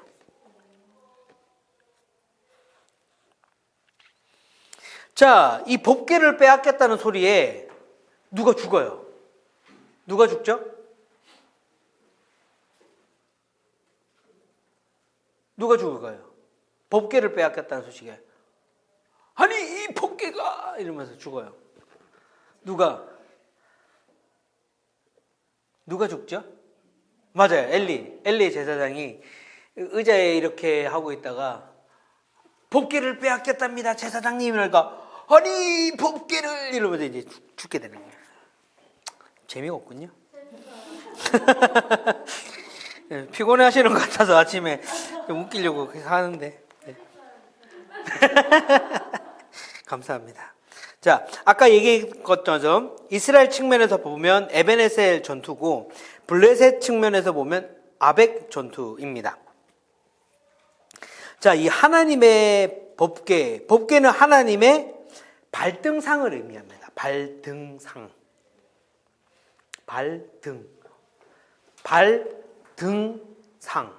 네. 또 다른 말로 하면 하나님의 임재를 상징합니다. 하나님이 임재하신다. 아우, 저분 목소리도 큰데 마이크를 까지 쓰네. 너무한 거 아닌가? 할렐루야. 네. 하나님이 의자에 보좌에 앉으시고 법궤는 그 발 아래에 올려놓으신 것을 이 발등상이라고 표현을 하는데 이 법궤는 그 위에 법궤 위에 하나님이 계심을 뜻하는 그런 의미의 장치예요. 그래서 법궤는 전쟁의 승리를 기계적으로 가져다주는 이 법궤만 있으면 이게 무슨 마법이 부러져서 전쟁에 승리하는 도구가 아니라 거룩하신 하나님이 거하시는 이동식 통치보좌. 이동식 통치보좌입니다. 근데 실제로는 뭐냐면 이 법궤는 그냥 법궤일 뿐 하나님은 법궤랑 상관이 없으신 분이세요.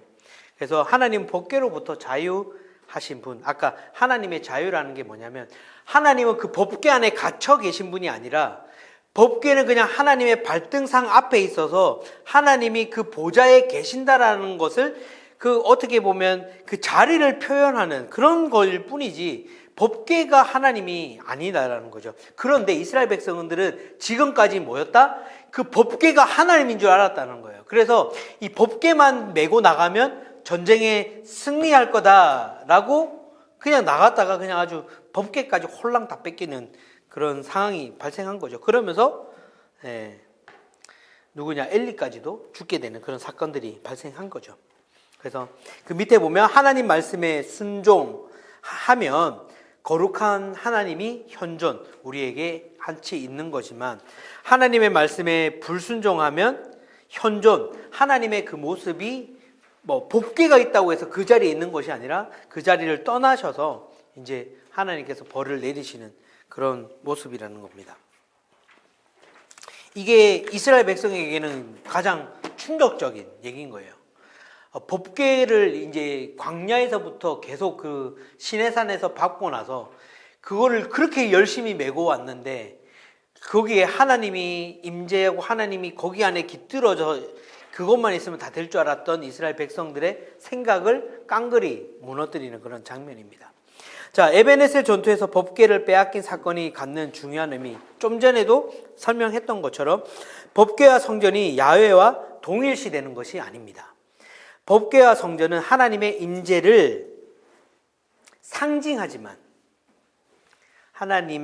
임재를 상징하지만 하나님은 그곳으로부터 어떠하신 분이다? 자유로우신 분이십니다. 그래서 이제 그거에 대한 이제 의미가 재밌게 나오는 게 다곤신전이죠. 다곤신전. 이 사무엘상 5장에 나오는 다곤신전. 자, 다곤의 얼굴이 땅에 닿은 것. 자, 5장을 한번 펼쳐보면서 같이 한번 갈까요? 자, 블레셋 사람이 하나님의 궤를 빼앗아 에베네셀에서 아스돗으로 가져갑니다. 그리고 다곤 신전으로 신상 곁에다 딱 뒀어요.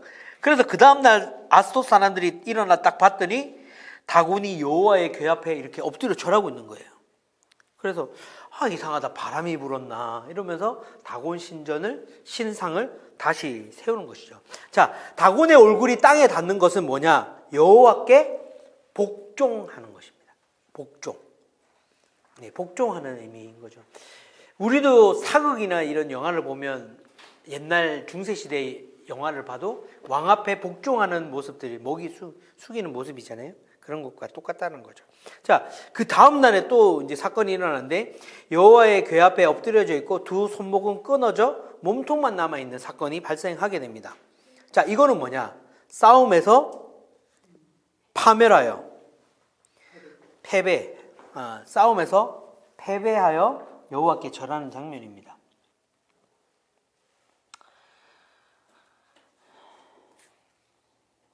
어떻게 보면 손발이 묶여 있다라는 그런 표현하고도 같다라고 볼 수 있는 거죠. 자, 그러고 나서 이제 이 사람들이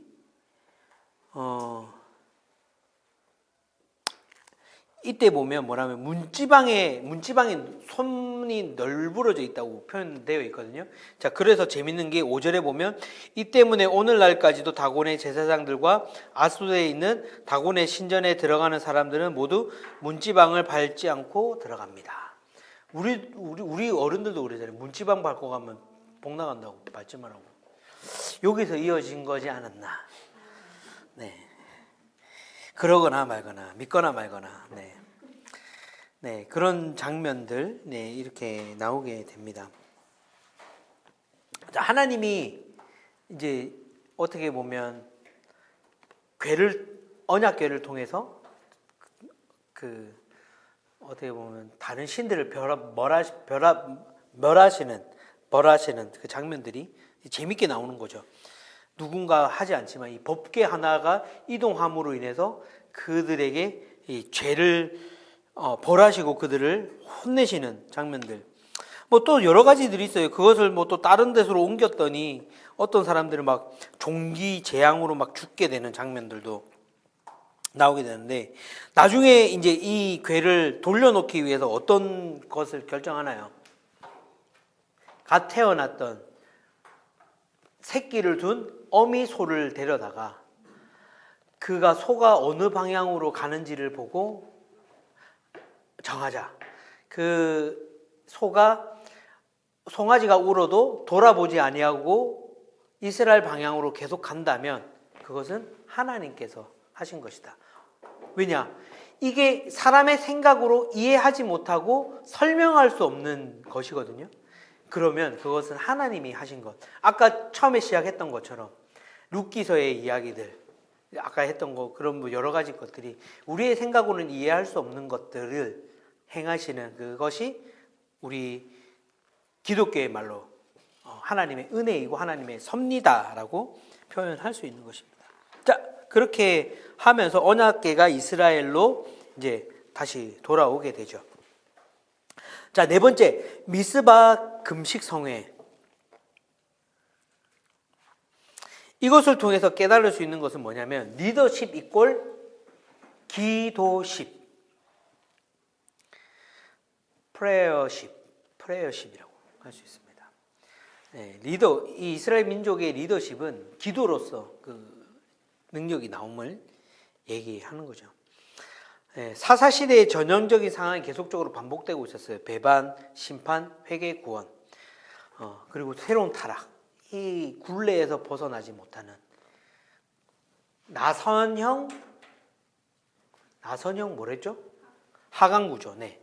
점점 좋아지는, 넓어지면 그래도 좋아질 건데 점점 좋아지지 않는, 네, 그런 모습으로 가는 모습이죠. 자, 사무엘의 복합적인 리더십. 마지막 어디지? 사사이면서, 마지막 사사이면서 왕정 수립과 함께 새롭게 시작되는 최초의 예언자. 네.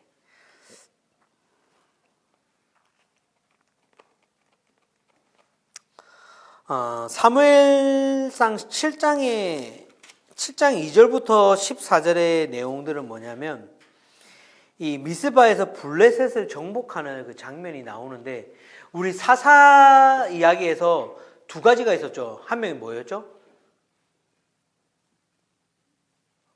다 처음 듣는 것처럼 저를 쳐다보고, 대사사하고 소사사가 있었잖아요. 대사사는 뭐예요? 영웅적인 그 행동을 했던 사사를 대사사라고 있고, 그냥 누가 어느 가문에서 태어나고 몇 년간 통치했고 어디에서 죽었다라고 한 사람은 누구다? 소사사라고 하는데, 사무엘상 7장 2절에서 14절의 이 사무엘의 행적은 대사사의 업적입니다. 이 블레셋을 물리쳐주는 그 장면을 통해서 나오게 되는데, 여기에 보면 이거를 넣으려고 했던 게 아닌데 넣어놨네. 블레셋을 물리쳐주시는 그 장면에 보면 뭐로 하나님께 물리치시냐면 자연현상, 큰 우레를 치게 하면서 그 소리에 놀라서 이 블레셋이 다 도망가게 됩니다. 그러면서 이제 그 사람들을 다 물리치는 그 장면들. 네. 자연현상을 통해서 하나님은 항상 승리를 하셨어요. 보면 해를 멈추게 하셔서 승리하게 하시고, 네, 또 기억이 안 나네요. 네. 자, 전투에 따른 세 가지 결과가 있는데, 자, 첫 번째는 에벤에셀이라는 말이 도움이 에셀이라는 말이고, 돌이 에벤이라는 그 도움의 돌이라는 기념비를 세우게 돼요. 에벤에셀. 그러면서 예전에 여기가 근데 전쟁에 패했던 장소이기도 하죠. 언제? 그 하나님 법궤를 빼앗겼던 장소가 에벤에셀이었습니다. 자, 사무엘이 살아있는 동안 블레셋의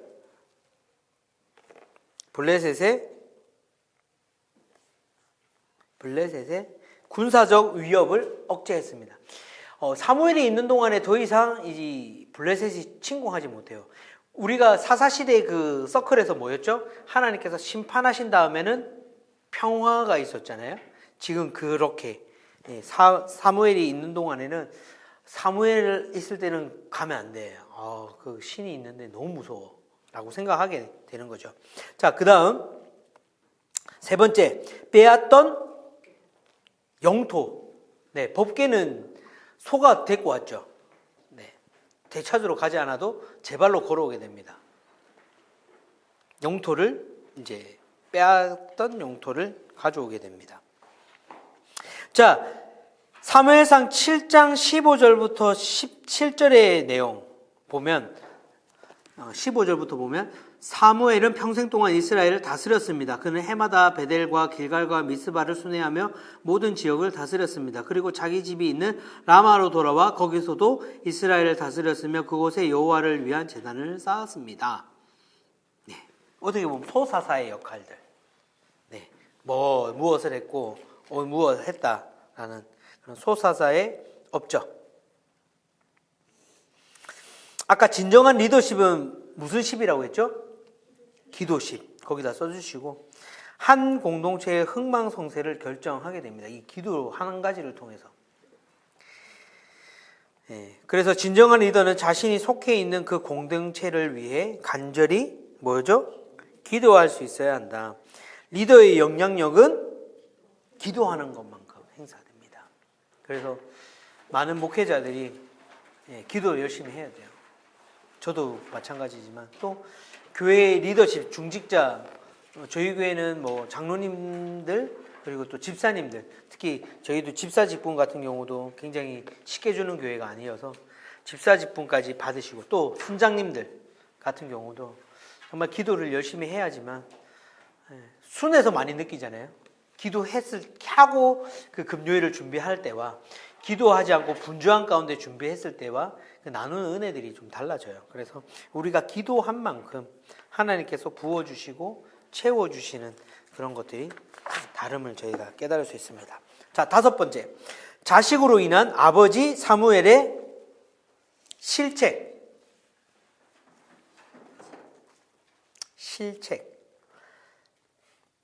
집안일도 대사다. 집안일도 잘 돌봐야 됩니다. 목회자들도 집에를 보내주셔야 돼요.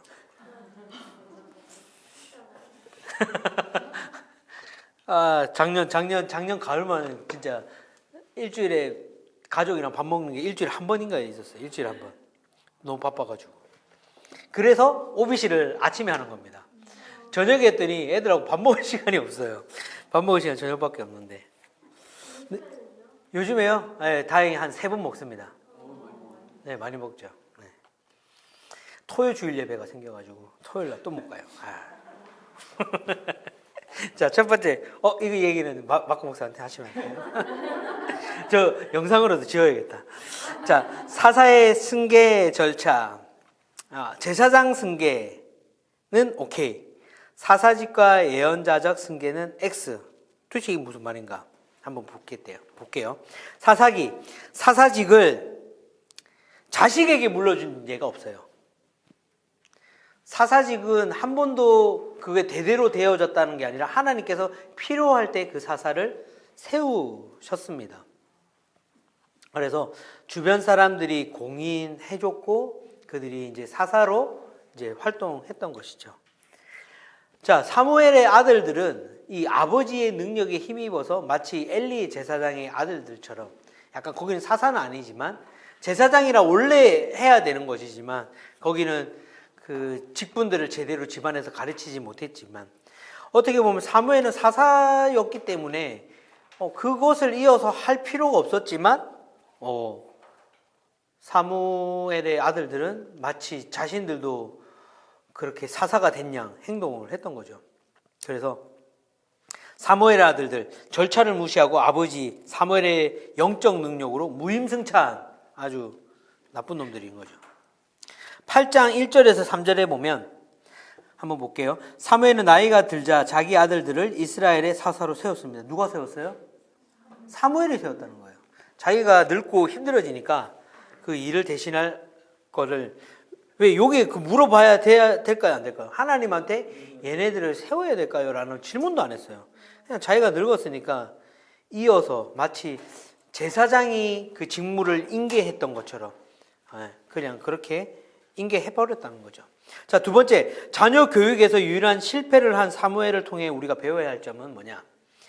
외부의 일들만 큰 일이 아니라 가정의 일. 가끔씩 그런 분들이 있어요. 교회 일 한다고 진짜 집에 일은 하나도 신경 안 쓰시고 열심히 교회 일만 하시는 분들이 있어요. 교회 오면 그렇게 좋은 사람인데 집에 가면 그렇게 나쁜 사람인 사람이 없어요. 뭐 예가 많지만 이거는 넘어가도록 하겠습니다. 네.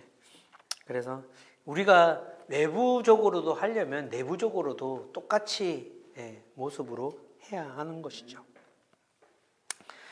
집안일도 인생의 대사입니다. 그래서 집안의 대사를 그르치면 인생의 그 어떠한 대사도 진정한 빛을 잃어버린다는 것이죠. 우리말에 그런 말이 있죠. 안에서 새는 바가지 밖에서 샌다. 네, 똑같습니다. 네, 구약에서 생명이란 나로 끝나는 것이 아니라 구약에서 생명이란 나로 끝나는 것이 아니라 생명의 분기신 자녀를 통해 이어지는 것입니다. 그래서 한 인간의 평가는 자신만이 아니라 그 자녀의 삶과도 연결이 되는 거예요. 아무리 내가 잘 살았다 하더라도 그 자식이 잘못해서 벌을 받고 그렇게 되면 아유 그 부모도 아유 저렇게 할 바에 자식 농사나 잘 짓지 하는 그런 손가락질을 당하게 되는 거예요. 자, 사무엘의 아들들의 이름을 한번 보면 첫째가 요엘이에요. 여호와가 하나님이시다. 이름은 참 잘 지었어요. 그죠? 둘째 아비야. 여호와는 나의 아버지이시다. 이렇게 아들들의 이름들을 잘 써놓고는 그런 짓을 했다는 거예요. 다시 한번 불러드릴까요? 요엘, 여호와가 하나님이시다. 요엘, 여호와가 하나님이시다. 둘째 아비야, 여호와는 나의 아버지시다. 아비야, 애비다라는 뜻이죠.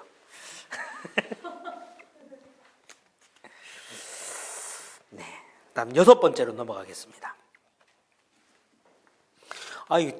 진짜 정리할 때는 진짜 시간 많이 걸렸는데 강의하니까 왜 이렇게 빨리 넘어가지?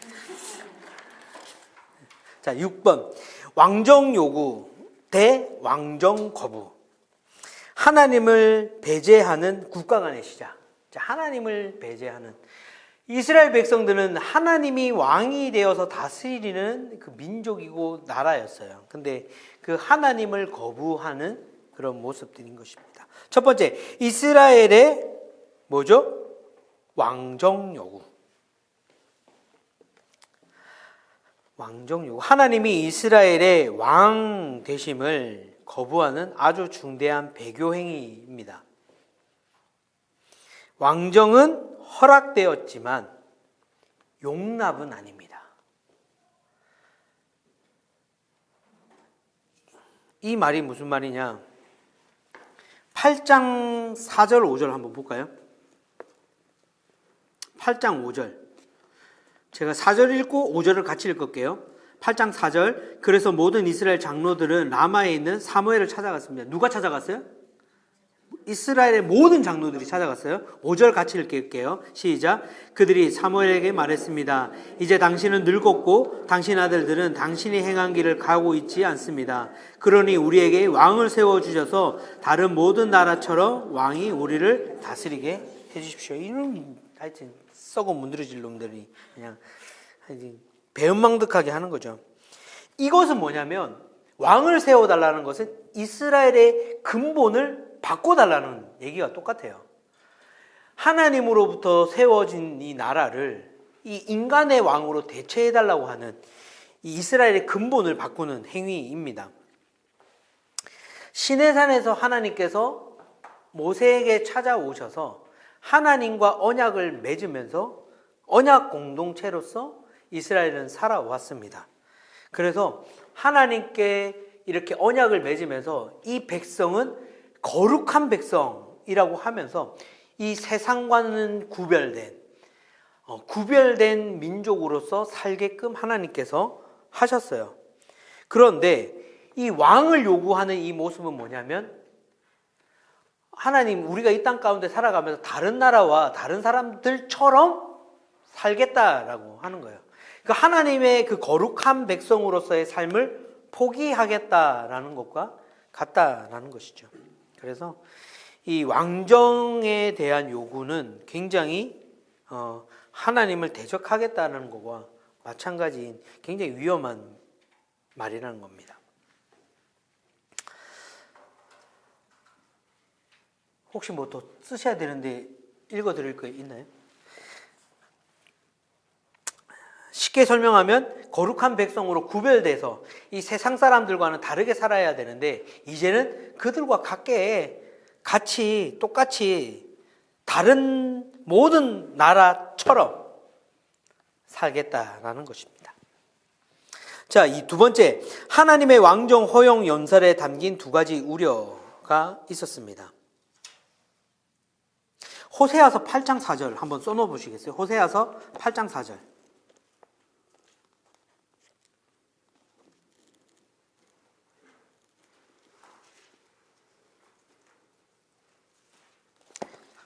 호세아 8장 4절. 찾으셨어요? 읽어보시겠어요, 장로님? 그들이 왕들을 세웠으나 나와는 관계가 없다. 그들이 관리들을 세웠으나 내가 알지 못한다. 그들이 자기의 은과 금으로 우상들을 만들었으니 그들이 마침내 파멸되기 위해서다. 네. 이게 모든 하나님의 마음을 표현한 말입니다. 네. 자, 첫 번째 볼게요. 이스라엘이 왕정을 요구하는 것은 정치적인 문제가 아니라 이거는 신학적인 문제예요. 정치적인 문제가 아니라 신학적인 문제. 신학.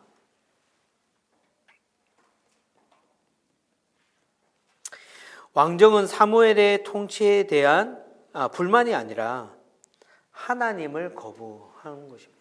사무엘은 잘 통치했어요. 사무엘이 있을 때 왕을 달라 뭐 해달라 하지 않았어요. 왜냐하면 이 사무엘을 통해서 우레와 같은 그런 하나님 놀라운 섭리들을 보여주셨고 전쟁에 승리하게끔 하셨는데, 이제 사무엘이 나이 들고 그 아들들도 뭐 리더십으로서의 그 역할들을 못하니까 이제 왕을 세워달라고 하는 것입니다. 자, 두 번째, 이스라엘의 이 같은 요구는 그들의 오랜 반역의 역사를 반영하는 거예요. 반역의 역사. 지금까지 하나님 앞에 얼마나 불순종했습니까? 그거에 대한 이제 완전히 내가 하나님을 왕으로 내가 섬기지 않고 인간을 왕을 섬기겠다라고 하는 것이죠. 이스라엘 전 역사는 하나님 버림과 우상 섬김으로 정리할 수 있습니다. 하나님 버림 그리고 우상 섬김. 그렇죠. 이스라엘의 모든 역사. 출애굽기 하자마자 그 시내산 잠깐 갔다고 뭐 만들었어요? 금송아지 만들었죠. 대단한 민족이에요. 하여튼 참 대단해요. 그런 민족입니다. 하여튼. 자, 세 번째. 왕정이 몰고 올 심각할 폐해. 아까 이제 왕을 세우면 야 너네 이렇게 해야 돼. 그런데도 너희들 왕 세워줘? 라고 이제 사무엘이 얘기하는 거예요. 자, 첫 번째, 아들을 취함. 아들을 바쳐야 돼요. 왜? 군인으로서 이제 군사력을 모집해야 되니까. 참 안타까운 얘기죠. 8장에 보면 이 내용들이 다 나와요. 8장이 아닌가? 맞을 텐데. 내가 호세아 보고 있었구나. 이상하다. 계속 넘겨 보고 있었어요. 8장 이제 11절에 보면 이제 쭉 그런 내용들이 나와요. 자, 그다음 두 번째, 딸들을 취함. 아들뿐만 아니라 이제 딸도 데려와요. 왜? 궁중의 노동력을 위해서. 궁중의 노동력. 그 개그맨이 얘기했던 건 도대체 그럼 소는 누가 키울 거야? 소는 사람들을 데려다가 이제 소도 키우고 똥도 치워야 되니까 이제 데려가는 거예요. 자, 세 번째로 뭐를 취할까요? 밭. 밭을 취해요. 하나님이 땅을 누구에게 줬어요? 이스라엘 백성들 각 지파 각 가문별로 줬어요. 근데 그것을 이제는 왕이 통치한다는 거예요. 왜? 왕은 놀고 먹어야 되니까. 받아야 되잖아요, 왕은. 그러니까 자기가 그걸 할 수 없으니까 왕이 관리하고 자신이 먹고 마실 수 있는 땅이 필요한 거예요. 밭을 취하면서 토지 독점권을 가진다는 거예요, 왕은. 토지에 대한 독점권을. 자, 11조를 취함이 두 가지인데 4번의 11조를 취함은 뭐냐? 농산물에 대한 11조를 취합니다. 세금 징수죠, 세금 징수. 세금을 징수하게 되는 거죠. 바치지 않아도 될 세금을 이제 왕에게 바쳐야 되는 거예요. 원래 하나님께만 바치면 되는 것을 이제 왕에게까지도 바쳐야 되는.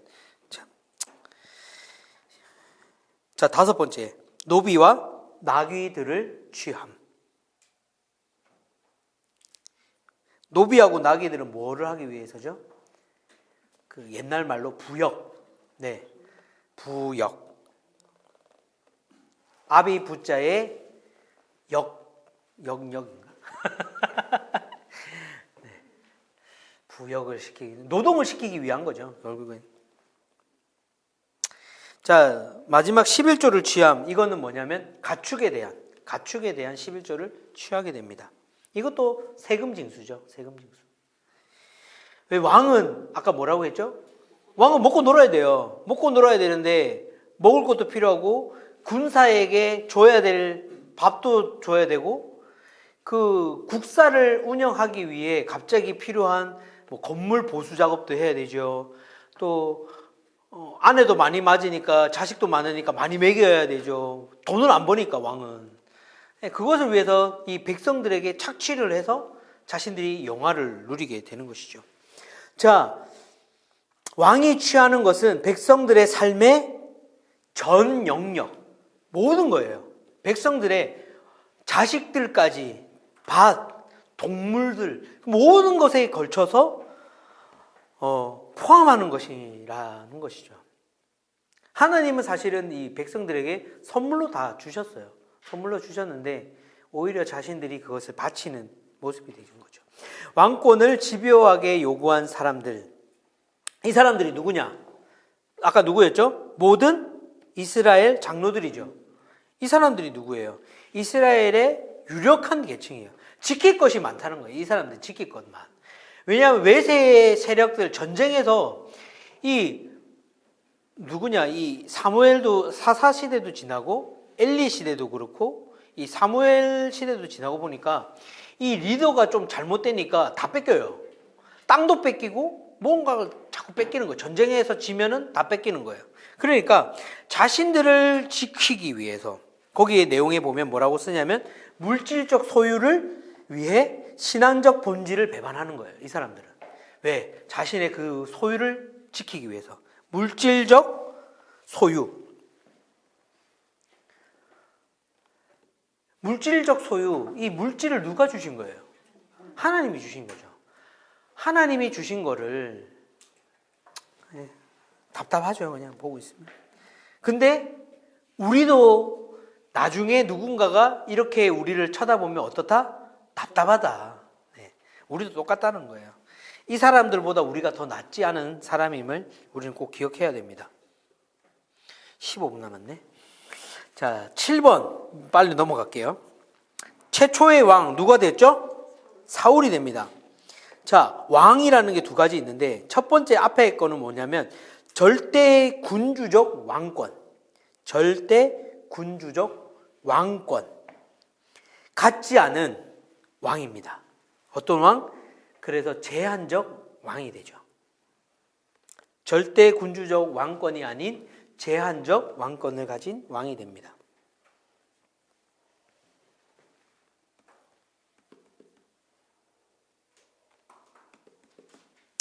자, 이 사울이 이제 왕으로 세움 받을 때 아까 그 얘기한 것처럼 하나님의 세상 사람들이 봤을 때 우연인 것 같았지만 하나님께서 인도하셨던 것이다라고 했던 그 장면이 뭐냐면 9장에 보면 9장 1절에 보면 베냐민 지파의 기스라는 유력한 사람이 있었습니다. 여기 유력한 사람이라는 게 뭐냐면 그 룻기서의 그 누구냐 갑자기 생각나네. 보아스. 네, 보아스도 큰 부자, 유력한 사람, 그런 사람이 부자라고 얘기할 수 있는 그런 사람이 그 같은 단어예요. 자, 그는 아비엘의 아들이고 스롤의 손자이며 베고랏의 증손이고 베냐민 지파 아비야의 현손이었습니다. 이렇게 가문에 대해서 누구의라고 얘기한 거는 뭐냐면 굉장히 뼈대 있는 가문의 자손이라는 것을 얘기하는 거예요. 자, 그 사울이라는 사람이 있는데 그가 2절에 보면 눈에 띄게 멋진 젊은이로서 이스라엘 사람들 가운데 그처럼 잘생긴 사람이 없었고 키도 다른 사람보다 어깨, 이제 머리 하나 정도 더 큰 등치가 좋은 그런 사람이었다라는 거죠. 자, 그런데 3절에 보면 아버지가 뭘 잃어버려요? 나귀. 나귀. 그때 우리가 사사기 때 우리 얘기하면서 나귀가 어떤 거라고 했죠? 그때 당시에 왕들이나 가지고 있을 법한 그 동물이 나귀라고 했어요. 그런 나귀를 잃어버려서 이 사울에게 찾아오라고 이제 시키게 됩니다. 이 모든 상황, 이 나귀를 잃어버리는 그 상황도 하나님께서 만드셔서 이 사무엘을 만나게 하는 것이죠. 자, 나귀를 찾을 수 없어서 어떻게 합니까? 6절에 보면 그 종이 이런 얘기를 해요. 저 이 성읍에 아주 존경받는 하나님의 사람이 있는데 그분이 말씀하시는 것은 무엇이든지 이루어진다고 하는데 혹시 저분한테 가면 우리가 잃어버린 그 나귀를 찾을 수 있는 그 길을 알지 않을까라고 하면서 이제 사무엘을 만나게 됩니다. 그런 이제 사무엘에 대한 정보를 어떻게 받았냐? 첫 번째, 그는 제사를 집전하는 제사장이다라고 이야기를 듣게 됩니다. 그게 12절부터 쭉 나오는데, 자, 제사장이라는 얘기 듣고, 그 다음 두 번째, 백성들이 그가 오기 전에는 먹지 않을 만큼 공인된 권위자였다. 어른이라는 거죠, 어른. 어른이 안 왔는데 숟가락 안 떴는데 뜨면 안 된다는 거죠. 자, 세 번째, 공인된 권위자 쓰셨죠? 자, 세 번째, 자신을 찾는 사람들을 환영하며 만나주는 인물. 네, 그 누구도 배척하지 않고 이 사무엘은 자신을 찾아오는 사람들을 만나주는 그런 사람이었습니다. 자, 두 번째 이제 지도자라는 이제 왕으로서 그 지도자가 어떤 사람인가에 대해서 한번 봅시다. 첫 번째, 나기드, 이 히브리 말입니다. 나기드. 나 할 때 나, 기가 세다 할 때 기, 더럽다 할 때 드. 나기드. 네. 나기드라는 뜻은 뭐냐면 통치자라는 뜻이에요. 룰러. 그런 뜻이고 또 군사령관, 또 왕이 지명한 사람이라는 그런 뜻입니다. 자, 그리고 또 이제 실제적으로 이 세상이 얘기하는 왕이, 그러면 왕은 누군가? 킹. 멜렉. 멜빵할 때 렉은 뭐 없네요. 렉. 네. 멜렉, 아무튼 아비멜렉 할 때 멜렉입니다. 네, 왕이라는 뜻이에요. 이런 두 가지 의미가 있는데 이 두 가지 의미의 왕 중에 사울을 세운 그 왕은 어떤 왕인지 한번 살펴볼게요. 자, 사울의 역할. 첫 번째, 밖으로는 이방 민족, 특히 블레셋의 손에서 백성을 구원하는 구원자로서의 역할을 이제 감당하게 되고요.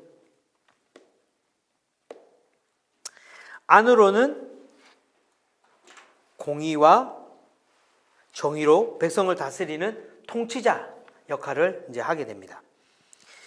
자, 백성을 구원하는 구원자로서의 역할과 백성을 다스리는 통치자의 역할을 이제 감당하게 되고요. 자, 여기 이제 세 번째로 정리하는 거 보면 사울은 왕 멜렉이라기보다는 진짜 왕 킹이라기보다는 군사령관 또는 왕 지명자인 나기드로 하나님께서는 세웠습니다. 실제적으로 거기를 군림하는 그런 왕 멜렉이 아니라 나기드로서 허락하신 것이죠. 자, 세 번째, 사울의 왕권 글씨가 옹립. 자, 첨예한 긴장 속에서 하나님의 승인 없는 허락이라는 중재로 이루어집니다. 아까 얘기했었죠. 뭐였죠? 하나님께서 그 왕정에 대한 그것이 뭐였죠? 왕정은 허락했지만 용납하지 않은 거랑 같다라는 그 의미를 지금 얘기하는 거예요. 하나님께서 승인 없는 허락. 하나님께서 원치 않으셨지만 하도 달라고 하니까 허락해 주시는 그거라는 거예요. 자, 이스라엘 장로들의 적극적인 요구대 사무엘은 계속 반대했어요. 야, 왕을 세우면 아까 뭐랬죠? 아들도 바쳐야 돼, 딸도 바쳐야 돼, 세금도 내야 돼, 땅도 바쳐야 돼. 뭐 하여튼 그런 것들 많은데 그래도 또 왕 필요해? 이렇게 회유를 하는 거죠. 그랬더니 한다는 소리가 뭐예요? 이스라엘의 왕권은 주변 나라에 아니죠. 그런 거에 반대를 했지만 이제 요구하는 거죠. 그래서 이스라엘의 왕권은 주변 나라의 절대 군주적 왕권이 아닌 제한적 왕권으로서 이제 세워지게 됩니다. 하나님께서 만약에 필요해서 진짜로 세워 주셨다면 절대 왕권의 왕으로서 세워 주셨겠죠. 근데 이 마음이 어디까지 이어져요? 신약에까지 이어져요. 계속적으로 자신들을 구원할 하나님께서 주신다고 메시아를 절대 군주적 왕을 계속적으로 기다리고 있는 이스라엘 백성들의 모습을 우리는 발견할 수 있는 거죠. 참 학습이 안 돼요. 학습이. 세대를 거쳐서도 참 답답한 민족입니다. 자, 그렇게 하나님께서 만류했고 원치 않으셨지만 결국엔 허락하시게 되는 거죠. 자, 두 왕국 유다와 이스라엘의 왕이 되는 이제 다윗의 이야기로 넘어가게 됩니다. 자, 이스라엘의 계약직 왕입니다. 다윗은 계약직 왕. 사울은 제한적 왕이었고 다윗은 계약직 왕입니다. 자, 첫 번째 다윗은 어떤 정치를 먼저 펼쳤어요? 왕이 되고 나서 사울과 요나단의 죽음에 대한 뭘 했죠? 애도를 했죠. 애도 정치를 먼저 시작을 합니다. 자, 사울의 아들 요나단과 이스보셋, 다윗의 군대 사령관 아브넬의 죽음에 대하여 조가를 지어 적극적으로 애도를 표명함으로 자신이 라이벌의 죽음과 무관함을 이제 어필하는 거죠.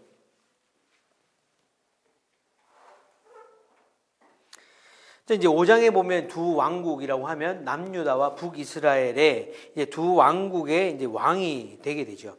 자, 먼저 유다 지파에 의해 먼저 유대의 왕으로 추대를 받습니다. 원래 다윗이 유대 지파 사람이었죠. 그래서 이스라엘의 계약직 왕으로 등극하게 됩니다. 그러고 나서 이제 통일 왕국의 왕으로 이제 불림 받게 되죠.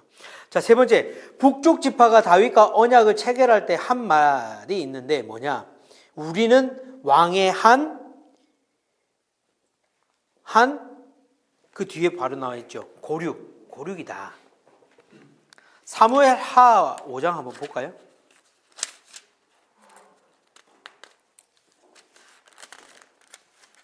사무엘하 5장 1절에 보면 저는 이제 고륙이라고 했지만 여기는 우리는 왕의 혈족이다. 자, 고륙이라는 말의 골은 어잼이라는 말이고 뼈붙이, 힘과 능력을 상징을 하고요. 육은 바사르, 살붙이, 연약함을 상징합니다. 이 뼈와 살, 우리의 몸을 얘기하는 거죠. 그래서 생사고락을 같이 해온 사이, 친척이라는 그런 의미로 이제 우리는 혈육이다, 혈족이다, 그리고 고륙이다라고 얘기하는 것입니다.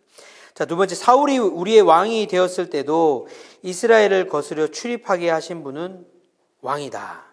자, 이때 다윗도 사울의 하나의 군대 장관으로서 있었어요. 그렇기 때문에 다윗이 그들과 함께 왕 밑에서 같은 군대에 속해 같은 나라와 민족을 섬겼다는 그 사실을 다시 한번 회상하면서, 야, 우리 그때 같이 전쟁했잖아. 그때 같이 거기서 밥 같이 먹었잖아. 이제 그렇게 이제 자꾸 이어가는 거죠. 자, 세 번째, 여호와께서도 왕에게 말씀하시기를 내가 내 백성 이스라엘의 목자가 되며 내가 이스라엘의 주권자가 되리라.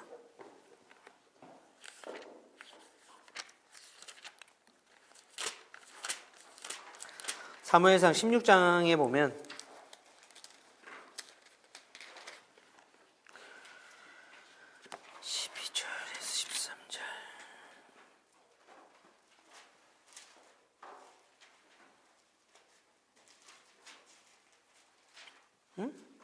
사무엘 한가? 설마 또 잘못 사무엘 하까지 안 갈 텐데.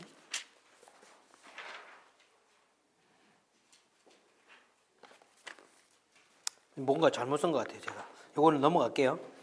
자, 목자 개념, 여기서 목자가 된다라고 했는데 목자는 뭐냐면 고대 세계의 왕을 지칭하는 전통적인 은유입니다. 은유. 왕이 양떼, 즉 백성을 인도하고 먹이고 양육하고 보호할 책임이 있음을 이제 암시하는 내용이고요. 사울은 취하는 자, 술 취하는 자의 그 취하는 자, 네, 취하는 자로서, 다윗은 돌보는 자로서. 사울이 처음 왕이 되었기 때문에 무엇을 했죠?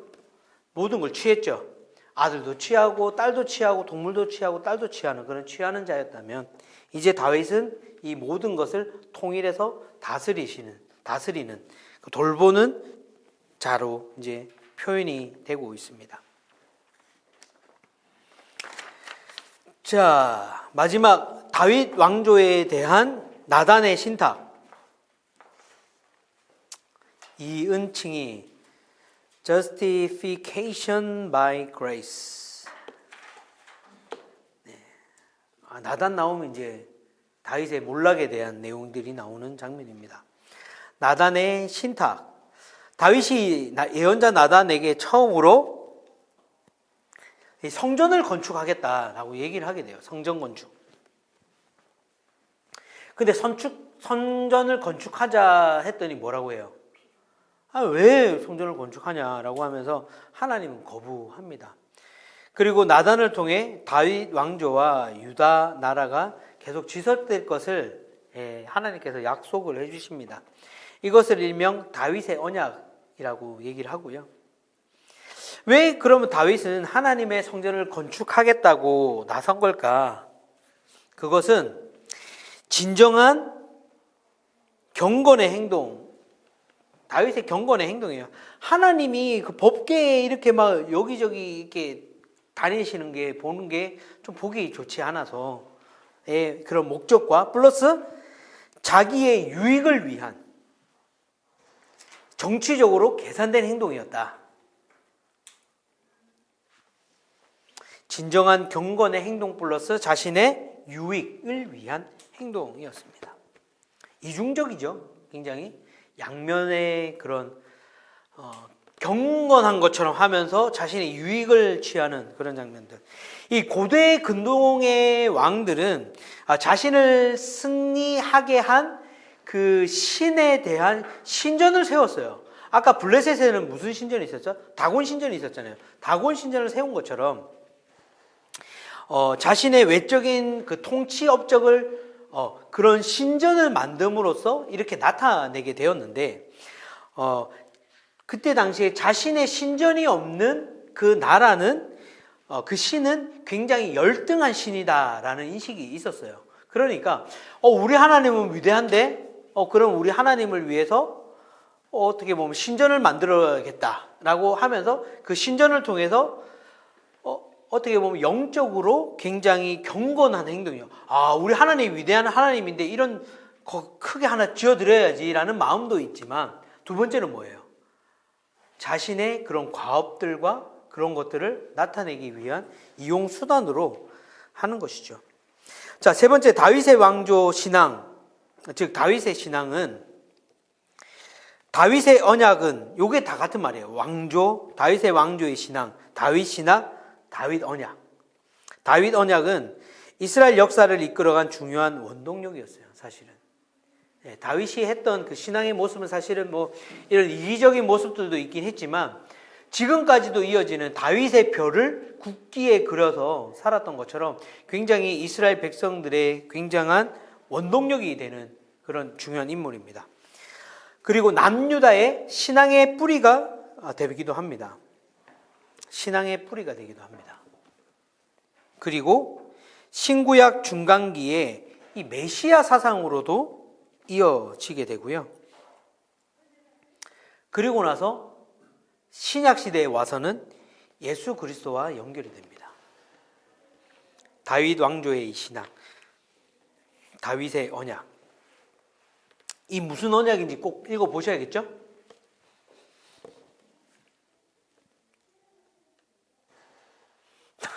아무도 대답 안 하셔가지고 한번 읽어보시기를. 네, 사무엘하 7장이니까요. 뭐 한 장만 읽어보시면 좋을 것 같아요. 그래서 구약과 신약의 전체적인 맥을 잇는 굉장히 신학적으로 중요한 고리 역할을 하게 됩니다. 하나님이 다윗과 약속을 하시는데 어떤 약속을 하시냐면 그냥 볼게요. 7장 14절과 16절 요것만 보면 되니까. 내가 뭔가 사무엘 하죠. 나 또 사무엘 상을 펴놓고 보고 있네. 아유, 왜 이래 오늘. 사무엘 7장 14절 시작. 나는 그의 아버지가 되고 그는 내 아들이 될 것이다. 그가 잘못을 저지르면 사람이라는 막대기와 인생이란 채찍으로 그를 징계할 것이다. 그러나 내 사랑은 결코 그를 떠나지 않을 것이다. 내가 내 앞에서 없앤 사울에게서 내 사랑을 거둔 것처럼 하지는 않을 것이다. 이 말이 뭐예요? 그는 아버지가 돼요. 하나님이 양자로서 다윗을 자녀로 삼아 주신다는 그 내용이고, 또 사울에게 그 사랑을 떠났던 것처럼 떠나지 않고 내가 그래도 네가 그럼에도 불구하고 너를 사랑하겠다라는 하나님의 그 양자로서 이 다윗을 바라보겠다라고 하는 하나님의 언약인 거예요. 그것이 계속적으로 이어져서 예수 그리스도라는 그 메시아 사상까지 연결되는 놀라운 신학적 사상인 것입니다. 그래서 다윗이 굉장히 중요한 인물이에요. 그 인생을 보면 참 힘들고 어려운 삶을 살았지만 잘못된 짓도 많이 했지만 그럼에도 불구하고 전체적인 이 구약의 사상이나 우리가 지금 배우고 있는 신학적인 모든 것들이 이 다윗의 언약에 대한 하나님이 우리를 양자 삼아 주시는, 우리를 자녀 삼아 주시는 그 신학적인 배경이 되는 장면이 바로 이 부분이라고 할 수 있습니다. 자, 마지막 3번 사무엘 상하의 전체적인 중심 메시지가 뭐냐? 그러면 자, 첫 번째, 하나님께 대한 신실함은 성공을 가져다 주지만, 하나님께 대한 신실함은 성공을 가져다 주지만 불순종은 재난을 가져옵니다. 재난, 벌을 가져오는 거죠. 네, 그 인생은. 자, 두 번째, 땡땡하기를 게을리하는 것은 땡입니다. 땡땡이 뭘까요? 아까 우리 뭐 하나 나왔는데, 리더십은 뭐다? 기도심. 네, 기도하기를 게을리하는 것은 뭘까요? 죄다. 죄입니다. 네. 우리는 기도하기를 영혼의 호흡이라고 한 것처럼, 육신이 살기 위해서 호흡을 해야 되는 것처럼 우리가 영적으로도 살아가기 위해서는 계속적으로 기도해야 하는 것입니다. 자, 오늘 좀 시간이 조금 늦었는데 그럼에도 불구하고 마지막까지 잘 들어주셔서 너무나도 감사합니다. 아무 사무엘 상하도 내용이 길어서 이렇게 막 넘어갔지만 열왕기 상하도 만만치 않습니다. 그리고 역대 상하도 만만치 않아요. 그래도 빨리빨리 넘어갈 텐데 좀 한 번씩 또 한번 읽어보실 수 있으신 분들 읽어봐 주시고 와주시면 감사하겠습니다. 기도하고 마치도록 하겠습니다. 하나님 감사합니다. 사무엘 상하를 오늘도 공부하면서 하나님께서 우리에게 주시는 많은 지혜들과 하나님의 그 메시지들을 저희들이 보았습니다. 우리가 기억해야 될 것은 하나님께서 우리의 왕이 되어주시고 우리를 지켜주시는 분이심을 우리의 삶 가운데 잊지 않게 하여 주시옵시고, 우리가 우리 삶 가운데 벌어지는 우연 같은 그런 상황들과 우리가 이해할 수 없고 설명할 수 없는 일들이 우리에게 주어질 때에 그것을 내가 잘해서가 아니라 나에게 운이 따라서가 아니라 그것이 하나님께서 나에게 일하시는 것임을 바라볼 수 있는 신앙적인 우리의 눈이 열리게 하여 주셔서 하나님께 영광 올려드리며 하나님께 찬양하며 살아가는 그 인생들 되게 인도하여 주시옵소서. 우리가 매일매일 살아가며 또 하나님께 기도하지 않고 살아가는 것은 영적인 호흡을 하지 않는 것과 같은 것임을 다시 한번 보게 됩니다. 우리가 매일매일 하나님 앞으로 나아가 정말 코람데오의 삶을 살아가면서 하나님께서 우리에게 하시는 그 말씀에 따라 순종하며 살아가면서 정말 하나님의 큰 축복을 누리시며 살아갈 수 있는 저희 모두가 되게 인도하여 주시옵소서. 한 주간도 저희 삶을 인도하여 주시고 또 다음 주 만날 때에 또 건강한 모습으로 만날 수 있는 저희가 될 수 있도록 하나님 함께하여 주시옵소서. 이 모든 말씀 우리 주 예수 그리스도의 이름으로 기도드렸습니다. 아멘. 수고하셨습니다.